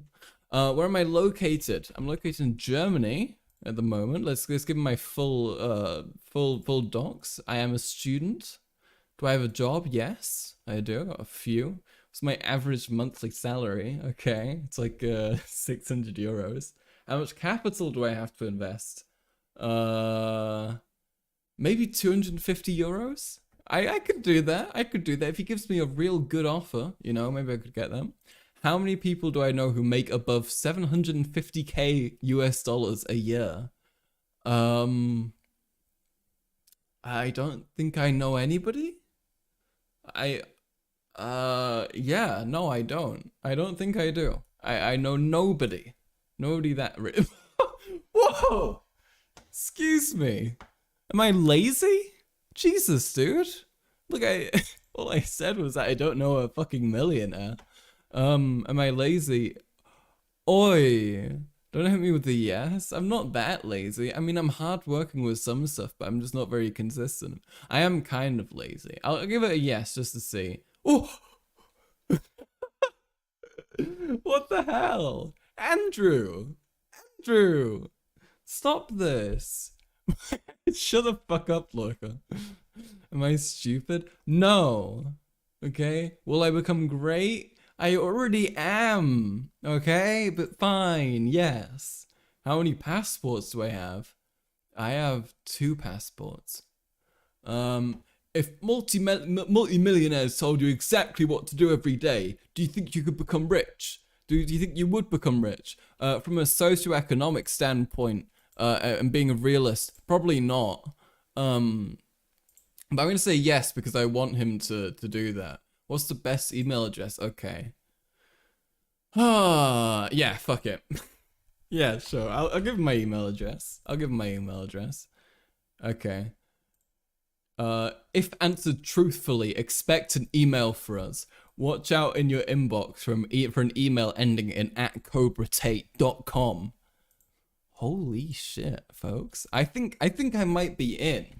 All right. I think I might have made it into the Andrew Tate sphere. I'm taking a look at my emails right now. It's not looking good so far, but I do actually have a pretty funny thing. I have I'm subscribed to Mr. Andrew Tate's mailing list, which I find just incredibly entertaining. We can have a look here quickly. This is so I'm subscribed to this, which means that I regularly get sent all the slop that he puts out, and he sends to his the people who are subscribed to him. And let's give it a read. The most powerful substance. Your life is empty without fears. That is why fears exist. Fears exist so that you can ignore them and act anyway. If you were afraid of nothing, then nothing would matter. You work your hardest every day out of fear. Only through fear can you push yourself past your limits. Why do fighters train so hard before a fight? Fear. This is like really interestingly exemplary of his entire mindset though, right? Like it's like depressing and sad, but it is very clear that he operates only on like anxiety and like just like the worst possible emotions in the world. Fear is the driving force that makes them suffer more than they thought they could suffer. The fear of losing to their opponent, the fear of not training as hard as the enemy. Fear is the ultimate motivator. You are poor because you do not fear poverty. Wow. That explains a lot.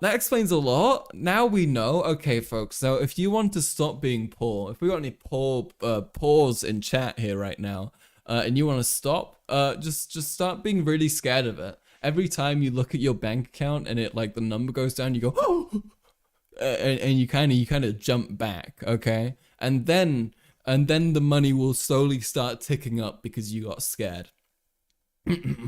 If you truly had fear deep in your soul, you wouldn't be able to sleep at night. And this is better? You wouldn't be able to jerk off. No! Fuck! You wouldn't be able to continue to waste your life. If you do not fear, you do not care. Only by caring, truly caring, will you ever push yourself to the very edge of your ability. Only care and by extension fear will allow you to push your body to do the impossible. Like a mother lifting a car to save her child, fear unlocks the full possibility of the human body and mind. Bravery is so defining for success because bravery is the only way to act while filled with the most powerful emotion on earth. Fear. Tate. See, a normal person would probably tell you the most powerful emotion on earth is love, right? Because love can make people do anything, you know? It can make somebody kill somebody, it can make somebody, you know, move a mountain. But for Mr. Tate, he relates back to what his life has been dominated by, which so happens to be fear, unfortunately for him. Not very good, not very nice, and a bit depressing. Okay, now we have an option here. We can either keep on watching this, or we can switch over to the other section which I have prepared, which is about Scientology, and I promise you is very interesting and is more reliably fascinating than what we've got going on here.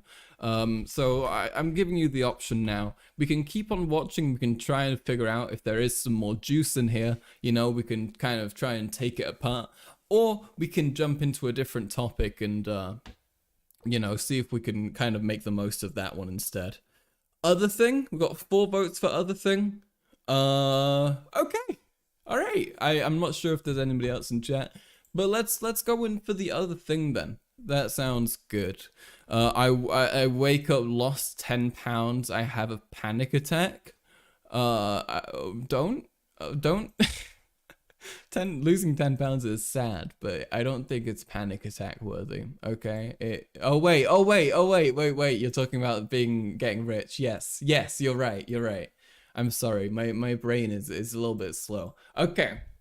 So now we're gonna jump into something interesting. Okay, something really fascinating.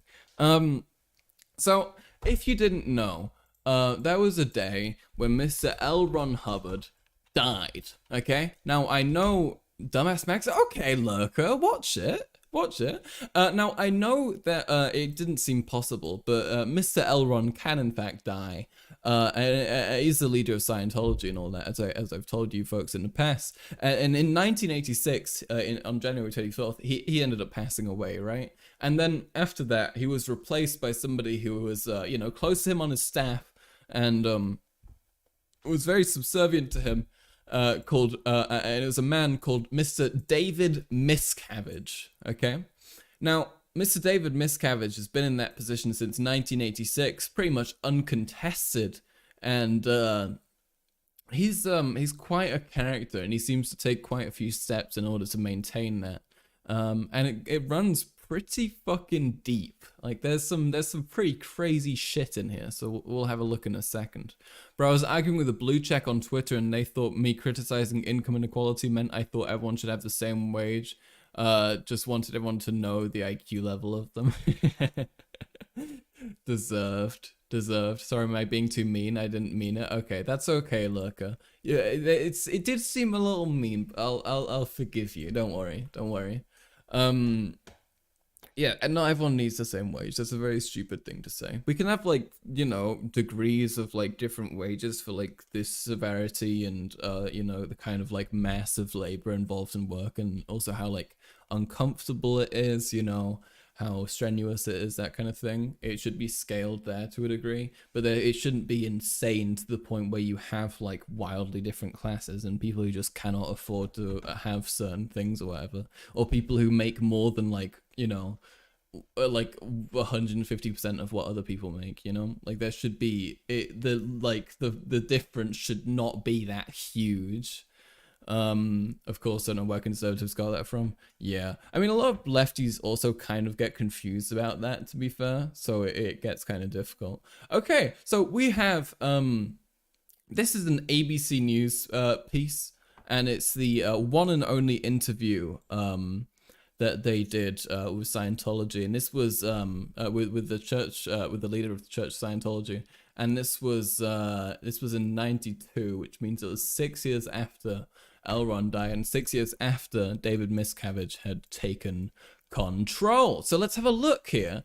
What they do at the start is they do a really, really great job of kind of laying out the kind of evils of Scientology and why a lot of people criticize it, which I think is very entertaining. Also because they kind of right after that they jump into criticizing him, and it is so funny to see his face after it.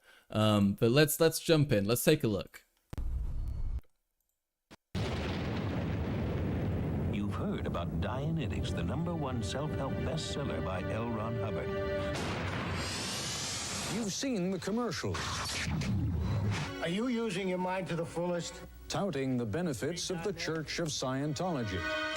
Clear away your negative feelings and unblock your true potential. Dianetics? It's amazing. Imagine making a Star Wars style advertisement for your religion. Travolta and Tom Cruise say that Scientology has changed their lives. But critics charge fraud, that the Church of Scientology is nothing but a scam to take millions from unsuspecting believers.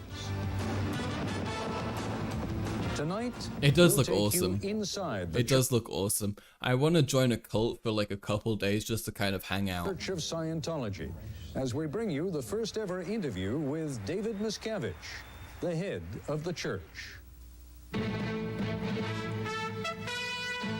To compare, most religion, if not all religion, is a scam. Yeah, kind of.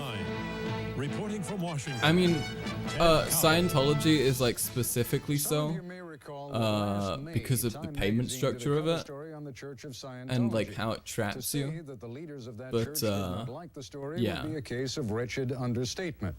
As you will hear in a moment from my colleague Forrest Sawyer, the Scientologists launched a multi-million-dollar campaign to counter the impact of that Time story.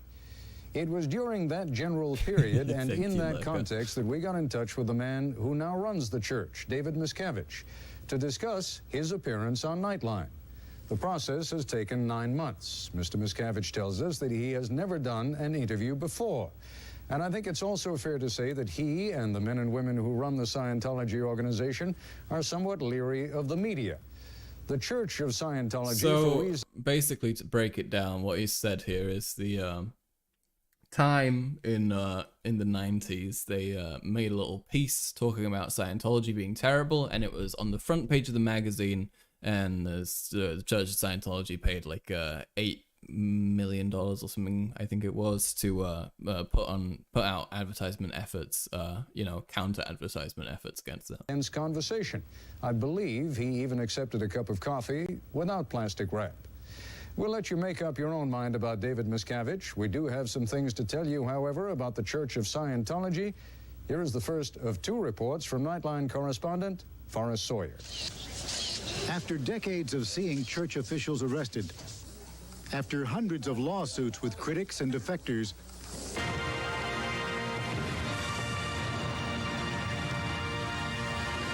the Scientology business is now booming. Led by a 31-year-old high school dropout who seized control of the church 10 years ago and started an aggressive campaign to make Scientology a household word. Tonight's event is being televised around the world to every continent on the globe. Let's take a look inside the human mind.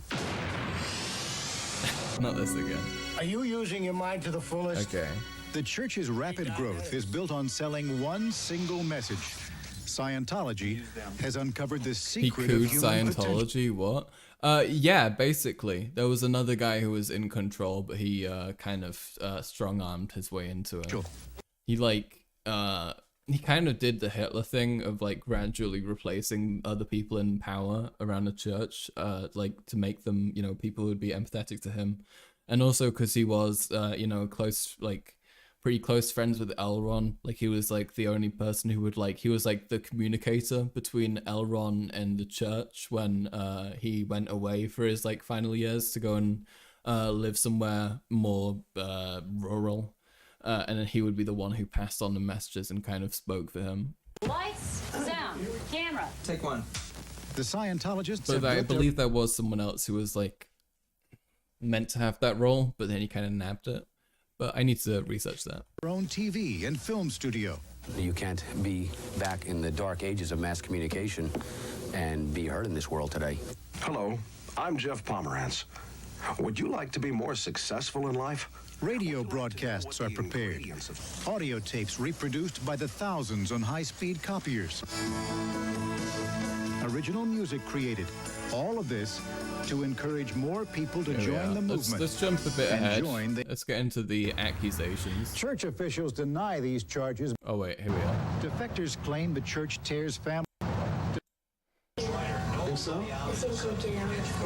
Ken Rose says he had to choose between the church and his children.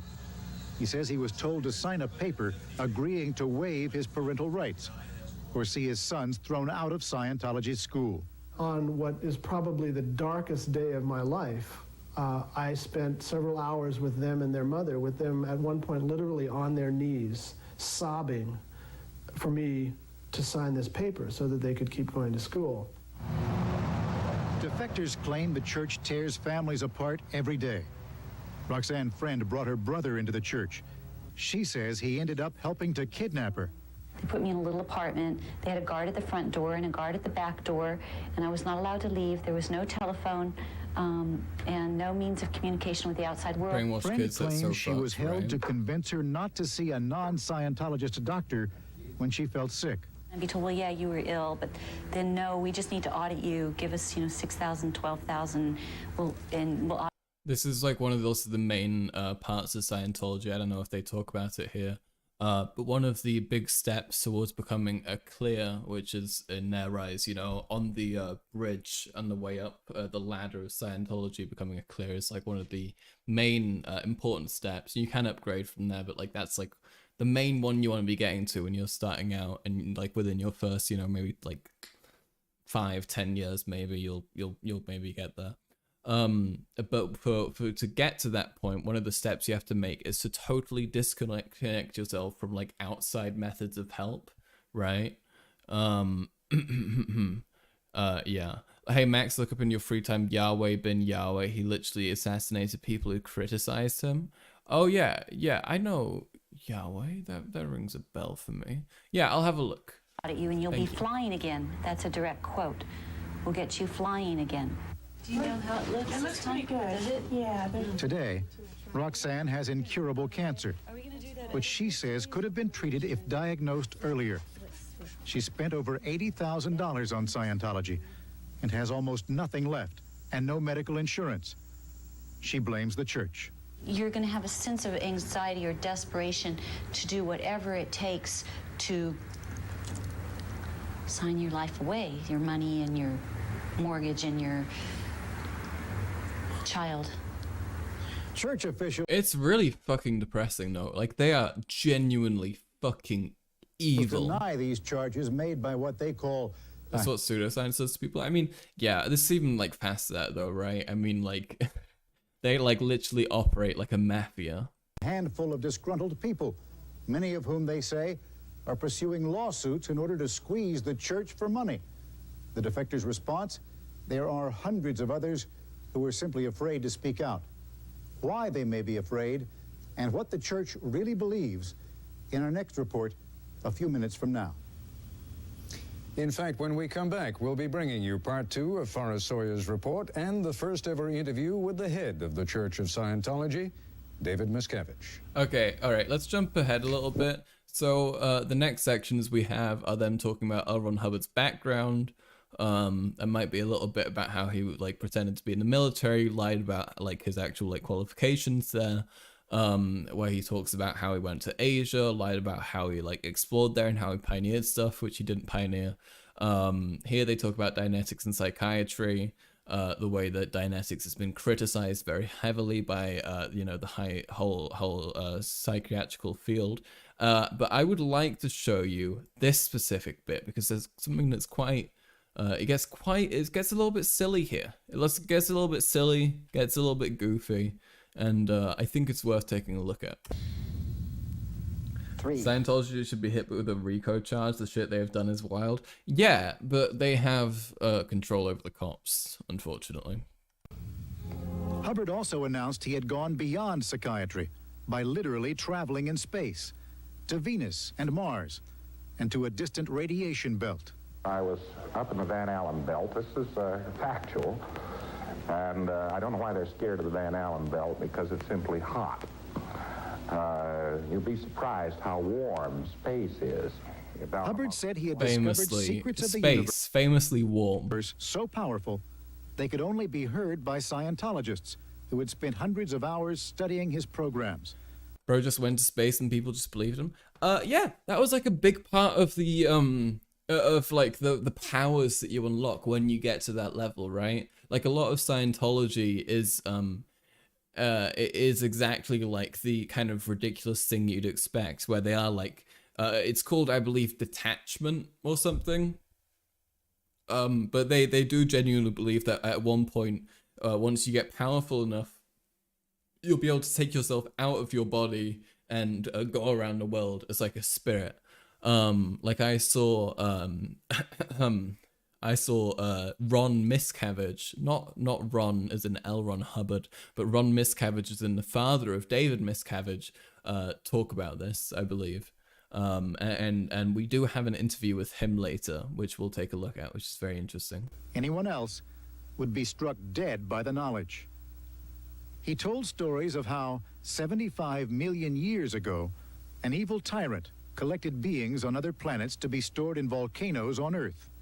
Boxed them up in boxes, threw them into space planes. DC-8 airplane is the exact copy of the space plane of that day.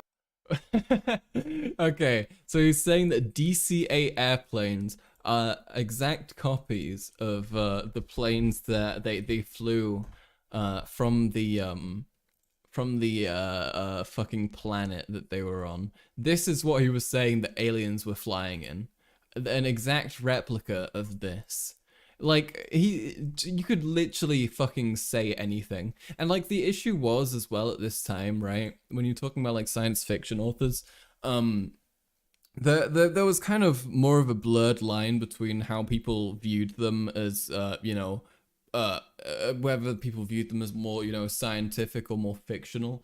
And because a lot of what like science fiction authors had written was kind of coming true to a degree around like, the 50s, 60s, 70s, 80s, 90s, there was kind of a sense of faith in them that they might be, they might have something there, which is why L. Ron was kind of given like an extra degree of credence. And there's no difference, except the DC-8 had fans, propellers on it, and the space plane didn't. As this film depicts, the spirits' bodies were destroyed by hydrogen bombs, and today their troubled spirits are attached to human bodies by the thousands. Called body thetans, they cause endless problems. Only Scientology knows how to shake them loose. You talk to them. And when you find out who they are and what they're doing, and what's making them stick around you, then they blow. So you pay a lot of money. I mean, you have lots of body thetans. This process takes lots of time. Scientologists today consider these sacred writings, the story of how mankind's problems evolved millions of years ago on other planets, and so they need to be kept secret. Defectors claim there is another reason for secrecy. I really think that instead of handing out personality tests on the street, they handed out a story that said, what's really plaguing you is that you're encrusted with little spirits, and these spirits are suffering from an incident that took place 75 million years ago, and if you come on into our church, we'll cure you of this. I think that there would be a high rate of people saying, no thanks. L. Ron Hubbard died in 1985, leaving behind a church embroiled in controversy. The IRS has been in hot pursuit for years. Defectors are suing for millions of dollars in damages. And critics Big day. are loudly Let's claiming go. the church is running a huge con game. He's finally Once gone. Again, the church is fighting back. Crab rave. I've done a lot of investigative stories in my career, and this thing takes the cake. When Richard Behar published a critical story in Time magazine in May, the church mounted a $3 million campaign in USA Today, accusing the magazine of being manipulated by drug companies the church opposes. Behar claims they went even further. I have evidence that they've gotten a hold of my personal phone records. They've called up friends, neighbors, a former colleague. I've gotten a visit to my apartment building, which I believe is connected to the story. It is, critics claim, part of a policy called fair game, in which enemies may be tricked, sued, or lied to, or destroyed. The church acknowledges some of its officials, including Hubbard's own wife, did harass people years ago. So you could just go in. Like, that was like, if that was somebody who like was an enemy of the church, you had like full, you had the full go ahead. Were convicted, and the practice has stopped. Defectors say it still goes on. They hire private detectives to harass people. They run covert operations. You name it. They have never quit doing it. They would have to quit being Scientology if they quit doing that. Vicky Asnaran is a former high-ranking church official who lost a power struggle with David Miscavige over control of the church after Hubbard's death. Oh, she is presently suing the church and claims she heard Miscavige order attacks on troublemakers. He said that we will use public people. We will send them out to the dissidents' homes, have their homes broken into, have them beaten, have things stolen from them, slash their tires, break their car windows, whatever. And this was carried out, and it was being carried out at the time I left.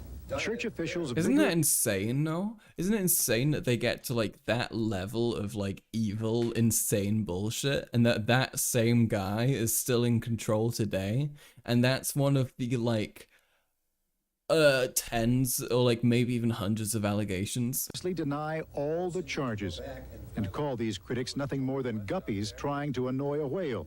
You look at this. Licking We get balls hit, on we air. expand. We get hit, we expand. We get hit, we the expand. We get hit, we expand. Embarrassing. I mean, I don't want to say the obvious. You hit us, we'll grow.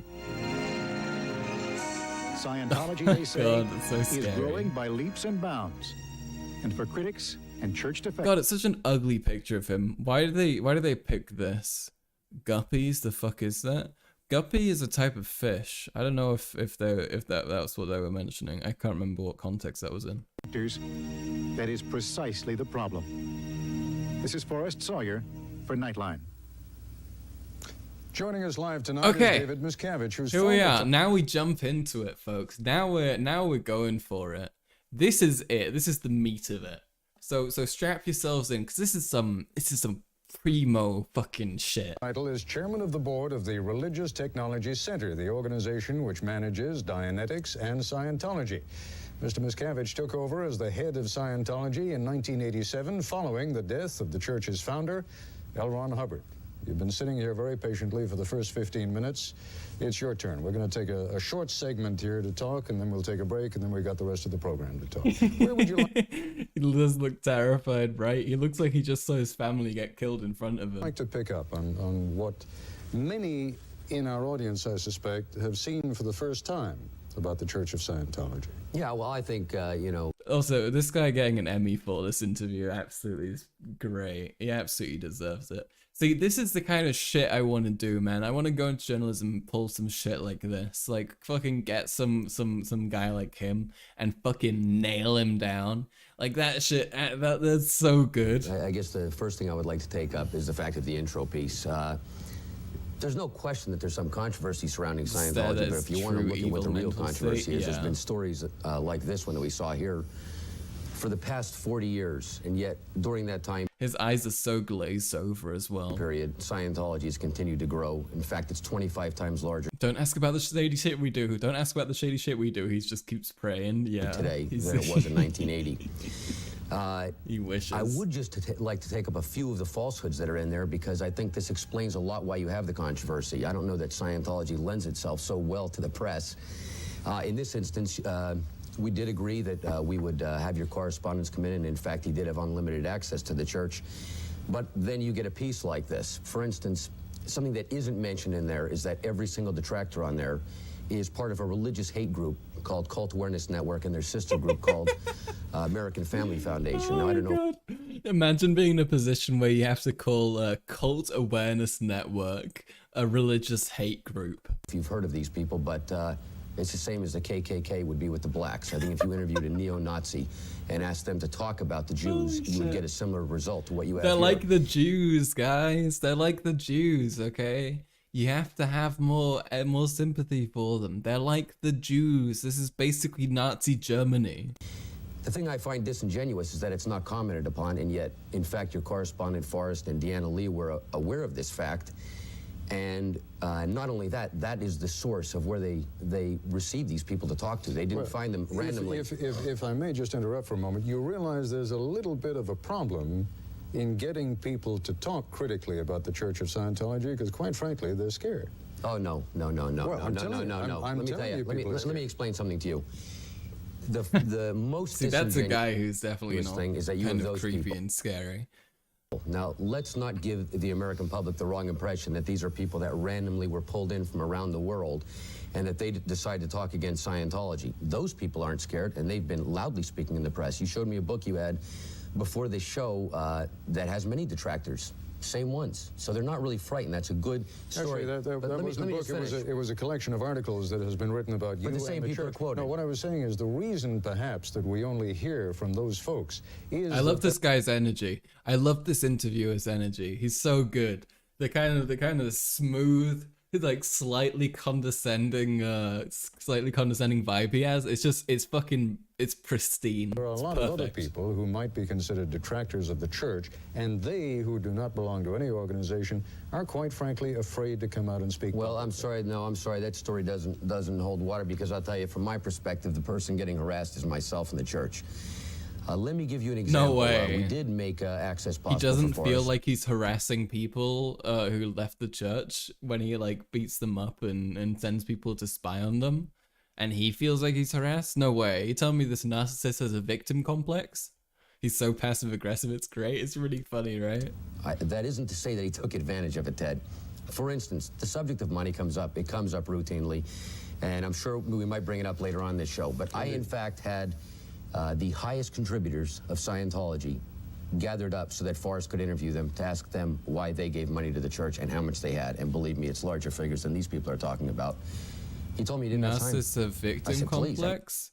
Yeah, occasionally, if something doesn't go their way, they might, maybe, sometimes, rarely, sometimes, on rare occasions, they might feel like they're hard done by, and they deserve better, and so they lash out. That happens sometimes, a little bit. They're here. He said, no, I don't have time. I don't want to see him. I offered for him to go down to our church headquarters in Clearwater, Florida, where 2,000 parishioners are there at any given time from all over the world. In other words, he would get a cross-selection, people from Germany, England, California, Florida, Spain, Italy, you name it. Didn't want to go, didn't have time. So to represent also that this is what the church puts forth isn't so, here's what I find wrong, and here's what I find the common mistake the media makes. I can get you 100,000 Scientologists who will say unbelievably positive things about their church. No way. Every one you had on there. And I not only am this cult has devoted members? upset about those people not being interviewed. Well, then they must be fine. They are too. And the funny thing about it, and why you find us not really being that willing to speak to the media, is because not just myself, any Scientologist will open up a paper, will watch this program. They're probably laughing right now, saying that isn't Scientology. That's what makes media. Media is controversy. I understand that. And if you really looked at the big picture of what's happening in Scientology, it isn't really controversial. He's very smart, though. He's very snaky. He's very snide. I mean, you got to remember, like, Scientology, it does genuinely train its members to be, quite clever and, like, very calculated with how they approach things. Like, they know what they're doing. No way people in the cult are devoted to the point they don't say recognize they are being harmed. I know, shocking, right? With Scientology. We're going to have to take a break. Very good. I hope you understand that there's a little bit of a paradox in your saying, we're not going to get a chance to listen to what Scientology is really about. We have with us, after all, since you were... Oh, absolutely. I'm just trying to correct this. I understand. We're going to be spending the rest of this hour in which I'll have a chance to talk to you, and you can clear up some of the misconceptions we have. Absolutely. Okay? Okay. We'll continue our discussion in a moment. We return now to a conversation with I love this. Miscavige. It's very Once again, entertaining, this Ted interview. Koppel. I'd like to begin, Mr. Miscavige, with, I guess, the kind of broad question that perhaps folks at home may be asking themselves right now, but let me be the guinea pig for a moment. Mm-hmm. See if you can explain to me why I would want to be a Scientologist. Because you care about yourself and life itself. Scientology, the word means study of life, study of knowledge. Does he have any view in other interviews I would quit after this? That's exactly what he did. He never did any other interview after this. Like, literally, this is the one and only, public interview that he did, which wasn't, run by, the Church of Scientology. It's so fucking funny. So, yeah, he did literally, he just gave up after that. And that's what it is. It takes up all areas of life itself. Things that are integral and maxims that are related to life in very existence. Let me give you an example. It's better if I take that because it is such a broad-ranging subject covering so many different areas. The subject of communication. This is something that major breakthroughs exist in Scientology. Being able to communicate in the world around you, and I think everybody would agree that this is an important subject. Well, there's an actual formula for communication which can be understood. You can drill on this formula of communication and learn to drill. But moreover, take the person who has trouble communicating, has, well, for some reason he can't, anxiety, whatever. I'll tell you what, let's stick with me, okay? So far in life, I haven't had a whole lot of trouble communicating. Now, see if you can communicate to me what it is that you're going to be able to do for me that makes me a better communicator. Well, in Scientology, you don't do anything for somebody else. Scientology is something that requires somebody's active participation. Then, fine. And certainly, let me explain something. I want to participate. I want to be active. Okay, clearly, what in your life, Ted, what in your life do you not feel is right that you would like handled? I feel perfectly comfortable with my life. I like my job. I'm happy with my family. I love my wife. I'm healthy. True. I'm perfectly content. That's why I'm asking you, what is it you can do for me? Well, number one, I would never try to talk you into that Scientology is for you. Yeah, you see, that's nice, the funny thing about it. I'm trying to figure out where the original guy is from, because that one American accent I get kind of confused by, because it sounds a little bit British, kind of, in some ways. But I'm not sure. I'm not sure what it is. It's as if I'm now going to give a sales pitch to you on Scientology. Believe me, Scientology is valuable enough that it doesn't require... It's just the old, like, American reporter accent. ...or any sales pitch. But let's look at it this way, then, what Scientology does. But not like the old If you look out across the world today, you could say that if you take a person who's healthy, doing well, like yourself, you'd say that that person is normal, not a crazy, not somebody who's a psychotic. You look at a wall and they call it an elephant. The only accent you can tell from American accents is upstate New York. I'm sure you can do other ones. Like, I don't know, Texas? The Texas accent? I'm sure you can recognize that. So far, I got no Okay, and you can see people below that. Right. And crazy people, criminals, that I think society in general will look at and say that breed of person hasn't something quite right because they're not up to this level of personality. You can understand that. Well, we in Scientology are not, you see, all past attempts have been to bring man up to somebody's standard of what's normal. What we're trying to do in Scientology is take somebody from this higher level and move them up to greater ability. You see, we're interested in what about those folks down there? Well, yes, no, we don't ignore them, but my point is this: Scientology is there to help the able become more able. The guy who's going around, he's working, he's trying to make it. This isn't true either. These people generally have something in their life that they would like to improve. They go after victims. And in any event, if you can increase that person's ability, the one who's chipping in... They're trying to buy into that niche of helping outcasts. Yeah, that's what I meant. This is the same shit that Tate does, you know? It's a reflection of that in a very interesting way. Or the same stuff that Alex Jones does, you know? Like, I feel like these things are, you know, weirdly intersected. In quite a unique way. You go from Sigma to space male. One who's able, and bring him up higher. The sphere of influence that he affects in the world around him can be much greater. Go from alpha male to alpha centauri. And he can get on and do better. Now, Mr. Miscavige, when you and I talked... people are easy to convince, that's why, yeah. The first time, a few months ago, I said to you I was going to come after you on some of these issues. I am a cynic by nature. I guess that's why I like being a reporter. What you have described to me there fits perfectly with the image that I have of Scientology, namely, you're interested in folks who are producing. Another way of saying that is you're interested in folks who've got money and who can pay to work their way up the Scientology ladder. That's where you missed the point, because in fact, you know, this subject of money comes up, but you've got the wrong issue there. Another reason I don't trust this guy, he only speaks out of one side of his mouth. I know I do that sometimes with like certain words, or if I'm emphasizing things in a certain way, but the way that he does it constantly, I feel like it's untrustworthy. The subject of money is, where's it going?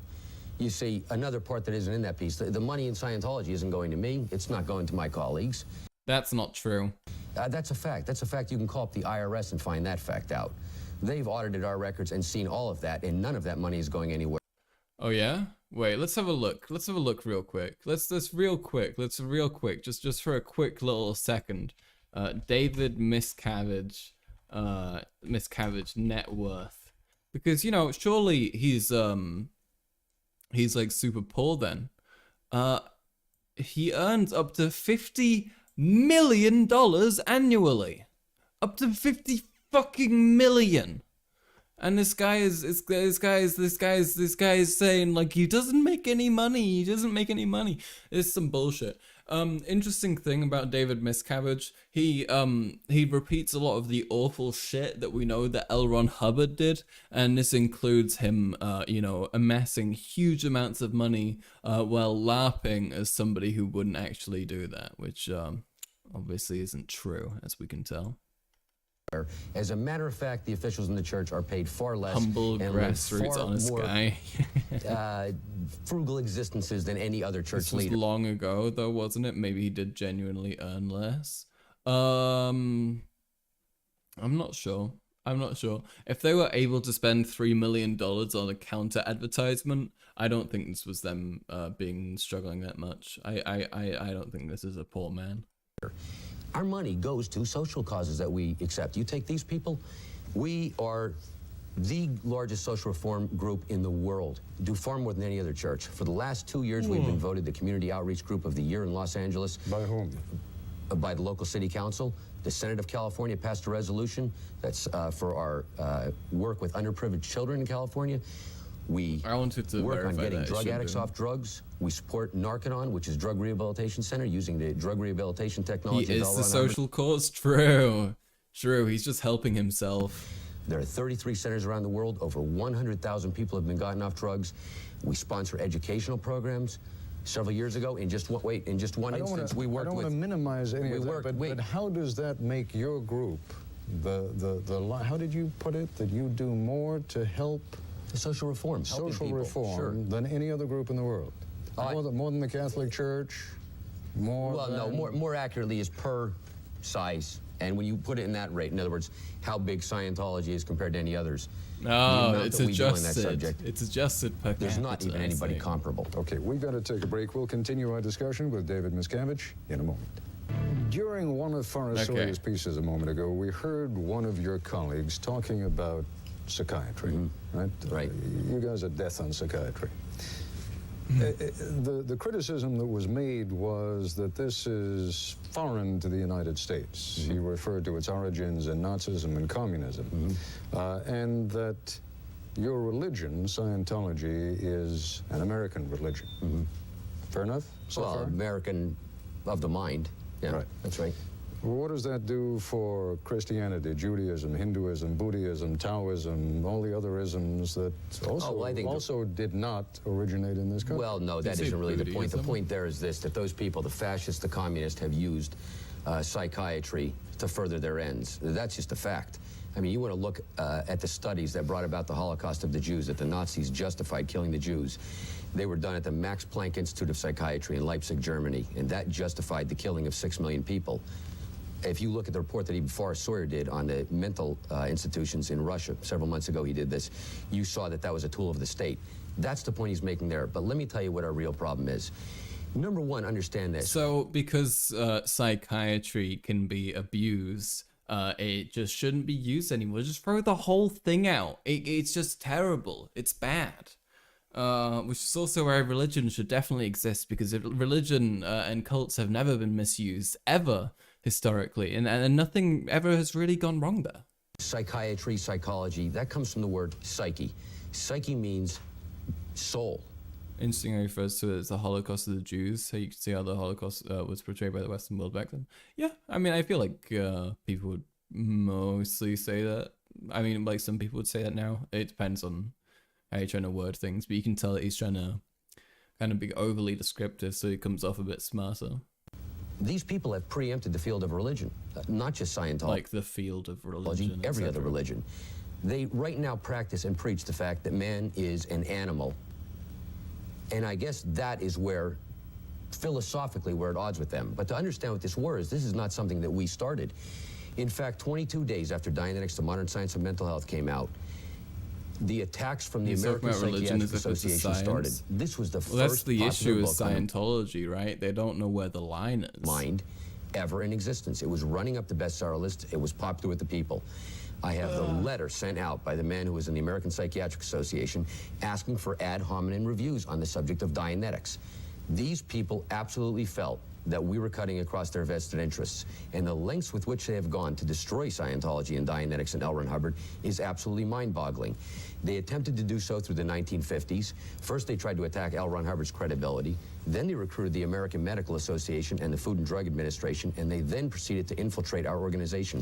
Let me finish. May I stop you just for a moment? Because, you know, when you talk about undermining L. Ron Hubbard's credibility, and again, I have no idea whether that video and the tape that we but why don't we touch on that we heard was representative of L. Ron Hubbard. But when I hear about a man talking about having been taken out to the Van Allen space radiation belt, of spaceships that were essentially the same thing as the DC-8. I got to tell you, I mean, if we're talking about this man's credibility, that certainly raises some questions in my mind about his credibility. Okay, well, let me ask you, have you read any books on Dianetics or Scientology? I've been reading little else over the last 2 days. I must He's confess. so scary when he does that. Oh, you know what's interesting? I just realized his behavior reminds me so much of another fella we know, another guy we know, another Scientologist we know, called Mr. Tommy Cruise. Mr. Tommy Cruise has had this kind of famous interview here where he had a very strange, a very odd moment. And let's take a look so you can see what I mean. Why then was it a condition of me talking to you today that I had to spend quite an intense Tom Cruise, friend of the stream, we love him. 4.5 hours in the Church of Scientology here in Los Angeles? Oh, you didn't have to. You could have said no. I felt I had to. Okay, well, that's how you felt. People are interested in Scientology, and I find that people wanted to know. They want to know about it. And it's also, you know, there's people out there that want help and that need help. Would you also agree, though, Tom, that there's a perception out there that it gets bad press, cult-like secrecy, controlling, and Yes, you almost yes. have to defend it? You know, I don't feel it's ignorance breeds bigotry. Right. Breeds racism. Okay. You have been there and you've seen it for yourself. Okay. Do you feel discriminated against when people say this is what Scientology is, that you're a bunch on a lunatic fringe or whatever? Does that... Peter? Tom?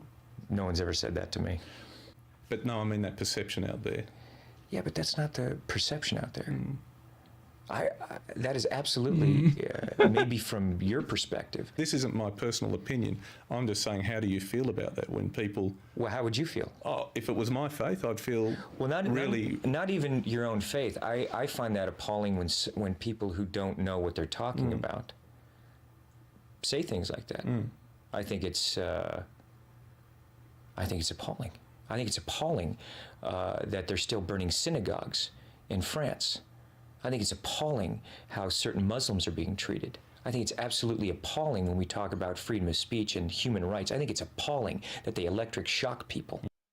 Let's skip ahead. Your family life was difficult. You're estranged from actually, I think here. Control will be tested. You're stepping over a line now. Okay. You're stepping over a line. You know you are. I'm just telling you right now, put your manners back in. So yeah, he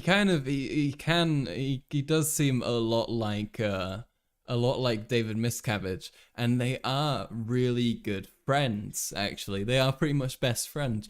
David Miscavige has been Tom Cruise's best man at his last 3 or 5 weddings. I can't remember which one it is. Yeah, Tom Cruise being in Scientology, you can call it stupid. I do agree. But also you got to bear in mind that they like treat him like a god emperor over there. So it makes sense that somebody like that would, you know, then stay stuck and not really, you know, want to get out or feel the need to.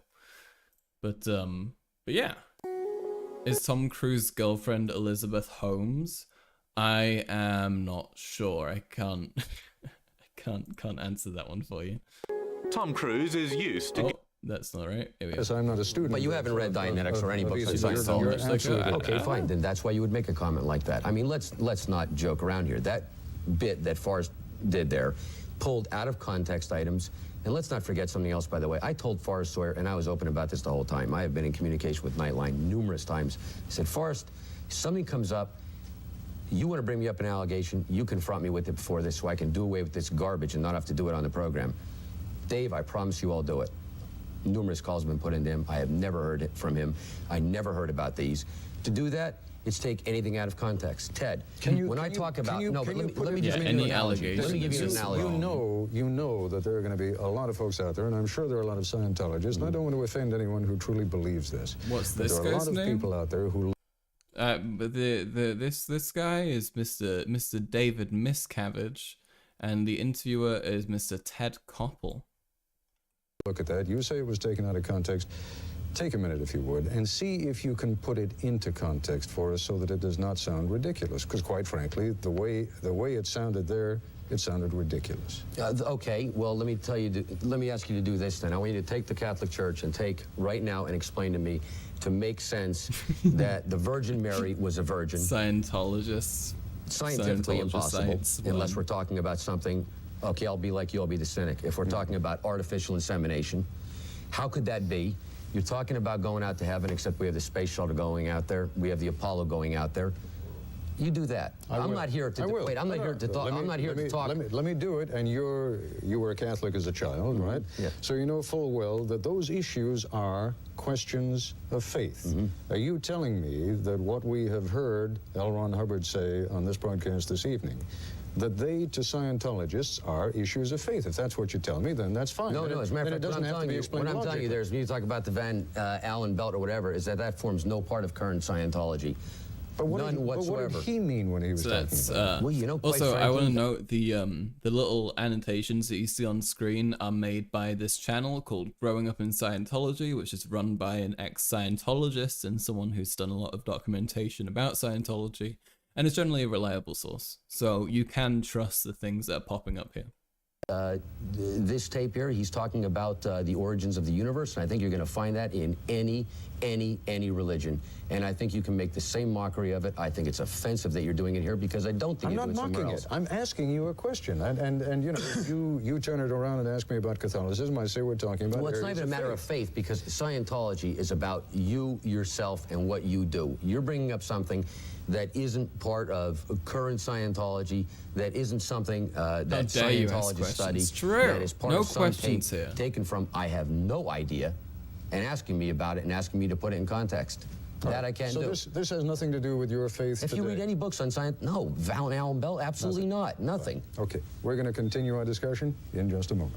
That's and wrong. We're back once He's again lying, with David Miscavige. I'm going to let you get to the point you want to get to, but I was astonished during the break you told me you had never heard that tape before. No, I've never heard that tape. L. Ron Hubbard tape. No, I'm not. I mean, it may exist there, but I haven't heard it. I mean, I don't know if you understand. There are 6,000 lectures by Mr. Hubbard. There are over 20 million words of printed. There's like you can. I talked to. When I went and talked to Scientologists, they reminded me of like the scale of how much L. Ron did. Words in Scientology. And all of these have been made available in Scientology. So if it is there, well, fine. Then I don't think anything's being hidden either. I just personally haven't heard that tape. Okay. No. Now, you wanted to get back to the issue of the psychiatrist, yes. and let me, if I may, by way of introduction to that. 6,000 lectures while you can speak, all right? Yeah. Yeah, no, it's pretty crazy. It is really, really impressive. L. Ron was like an insane person who kind of managed to do everything he wanted to do before he went and fucking died. And he's like a terrible, evil person. But also, I kind of have to respect it, you know? Like, constantly pumping out, like, hundreds of books, hundreds of lectures, fucking dogshit screenplay. Like, there's so much there, and it's, like, actually crazy. If he's such a Chad, then why'd he die? Honestly. Yeah, I mean, there's another thing that, like, once you hit a certain level, you can't get, like, you can't get sick. So I'm pretty sure they probably did think L. Ron was immortal for a while. So, yeah. What, did you use that power fucking children? Huh? Huh, Lurker? What? Before, but you were talking about the use of psychiatry in Nazi Germany, the use of psychiatry in the Soviet Union. Yes. I would argue, and I think most psychiatrists in this country would argue, that what we're talking about here was the misuse of psychiatry in both those countries. Oh, he got him. Okay. And If we're talking about the misuse, fine. In any event, I think any use that... Oh god, I love that tone. I love that tone. When you hit someone with an argument and they go, fine. ends up killing people is a misuse, and I think that's a hell of a record to have. But let me get back to where it was, because it does tie in. You say the misuse, but I don't know if you're aware that there was a plan in 1950. It's interesting, yeah, because you can, like, whenever he levies an argument at him, you can see him kind of take it and he, like, wobbles around for a bit, and then he kind of levels himself, and then he gets, like, back into it, you know? But you can see that there's, like, the stage of, like, where he's adjusting to it. It's very interesting to watch. In this country, Ted, to repeat what was done in Russia. There was going to be a Siberia, USA set up on 1 million acres in Alaska to send mental patients. They were going to lessen the commitment laws. You could basically get into an argument with somebody and be sent up there. This sounds very odd. Nobody's ever heard about it. That's in no small part thanks to the Church of Scientology. I must say, though, when that bill was killed in Congress, the war was on with psychiatry, where they declared war on us. And I want you to understand something. Let me just ask you to be specific on that. You were talking about a bill having been brought into Congress for the setting aside of 1 million acres in Alaska. Why would he need to have all that power for? There are allegations about him being a pedophile, which I did find interesting. I'm not sure if they're real. So there's a lady, I can't remember her name right now, but she alleged that David miscarried when she joined the Church of Scientology, when she signed the billion-year contract that Scientologists have to sign when they join the Sea Org, which is the organization which is responsible for helping out on the Free Winds, which is their cruise ship. When you join that, you have to sign a billion-year contract, and apparently she did that when she was like 13. And then she was made into essentially like a rape slave for him. Yeah, so Tom Miscavige, the father of David Miscavige, who is generally very honest and forthright about things, said that the allegations are totally untrue and unlikely. The girl says that, or the lady rather, she says that she had she was made to have several of his kids. She still has 2 of them, and she's looking to get a DNA sample, but Mr. Tom Miscavige won't give her the DNA to do the sample testing with. So there is some murkiness there as to what could be going on, and we don't know for sure. They do groom children, don't they? I've heard some crazy stories from ex-Scientologists. Yes, they abso-fucking-lutely do. There's a lot of that. For people send mental health patients. Who was the sponsor of that bill? What was the bill number? I mean, I'm sure we're going to. Well, I have a copy of it, and if you want it, I can give it to you. All of these documents were made available to Forrest. If they're not on here, I don't know why, but I do have them, and I will make it available to you. Was that bill ever voted on? Did it ever come out of committee? Oh yes. It was a major flap for the psychiatrists when it got voted down, because then the slogan around the country began Siberia, USA, and it was really the first time that psychiatry had been denigrated publicly, that they weren't this science that they had been promoting themselves to be. And they took it upon themselves then to start dealing with anybody who would oppose them. They definitely saw Dianetics and Scientology as opposing them, not only in terms of their brutal treatments, such as electric shock and prefrontal lobotomy, which are specific things that we're against, but also for the fact of the people that were going to Dianetics and Scientology and not there. They went to the Food and Drug Administration. They went to the American Medical Association. They arranged an informant to go into our headquarters here in Washington, D.C. and infiltrate the organization over the next 5 years. I have documents on this, too. They wanted to get somebody in the church to... Oh, yeah, that's interesting. Talking about fucking records of people trying to infiltrate Scientology, when Scientology is the one that got done in for trying to infiltrate fucking, like, the FBI and shit. Like, L. Ron Hubbard's wife got disappeared because she was done in for conspiring to infiltrate a government body, and so he made her disappear. And yeah, so yeah. Also, we'll get into something later, but this guy's wife, there might be something going on there as well. Recommend medical treatment. Couldn't get him to do it. Walk in, say, I want to be cured medically. People wouldn't do it. They finally went so far Magic as trick getting by the head of Elron the DC the moral department of the DC Do they think police. it was gonna work? I don't know. It might have worked, frankly. I'm not sure, because a lot of the shit with these disappearances is that they will just disappear and they'll be like, you know what, can we they'll be like, oh yeah, will you guys do an investigation? And the cops are like, yeah, we'll do an investigation, wink wink, and then they don't actually like do it, you know. So you know, like it's tough because they give off all like the impressions that they are gonna do it, but then they don't follow through properly.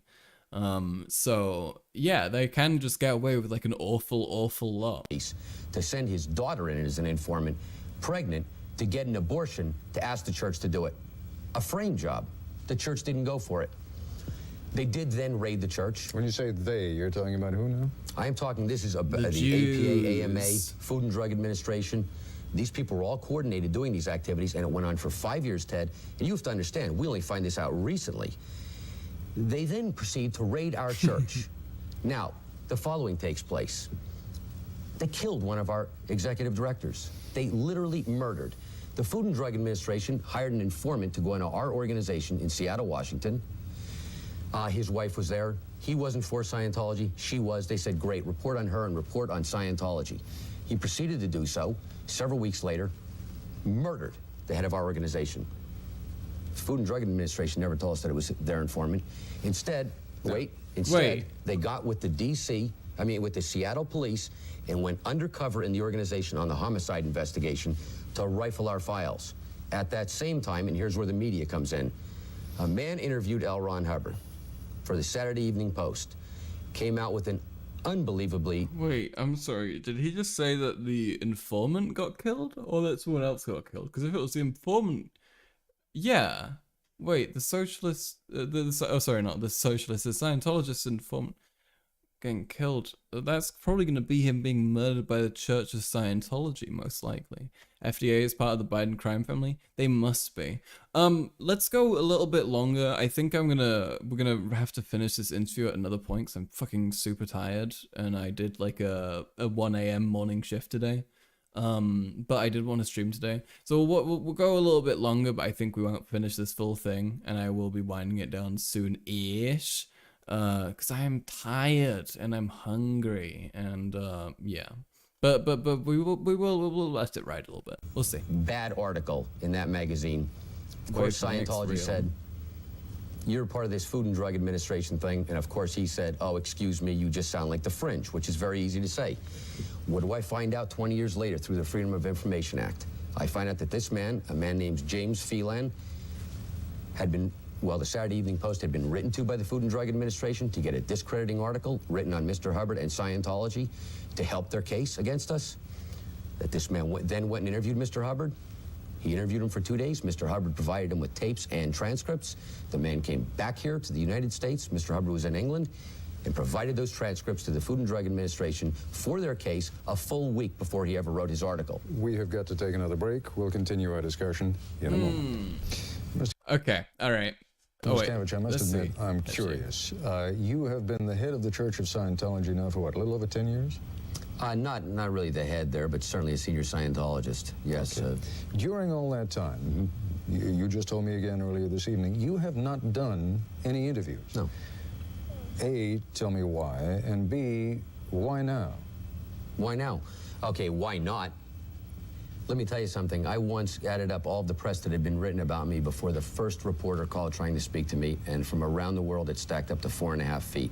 By then, it was myth and legend.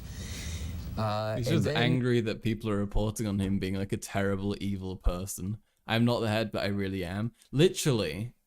Wait, so if one of the beliefs of Scientology is that humans are immortal, then why do they keep dying? Okay, well, look, I thinking about it, I realized that the Scientologist belief isn't that humans are necessarily immortal, but that you are an immortal being that's currently inhabiting human body. So while your human body would be able to pass your being and your I want to say thetan, but that's not the right term here. The thing that you are will continue to exist in a different form.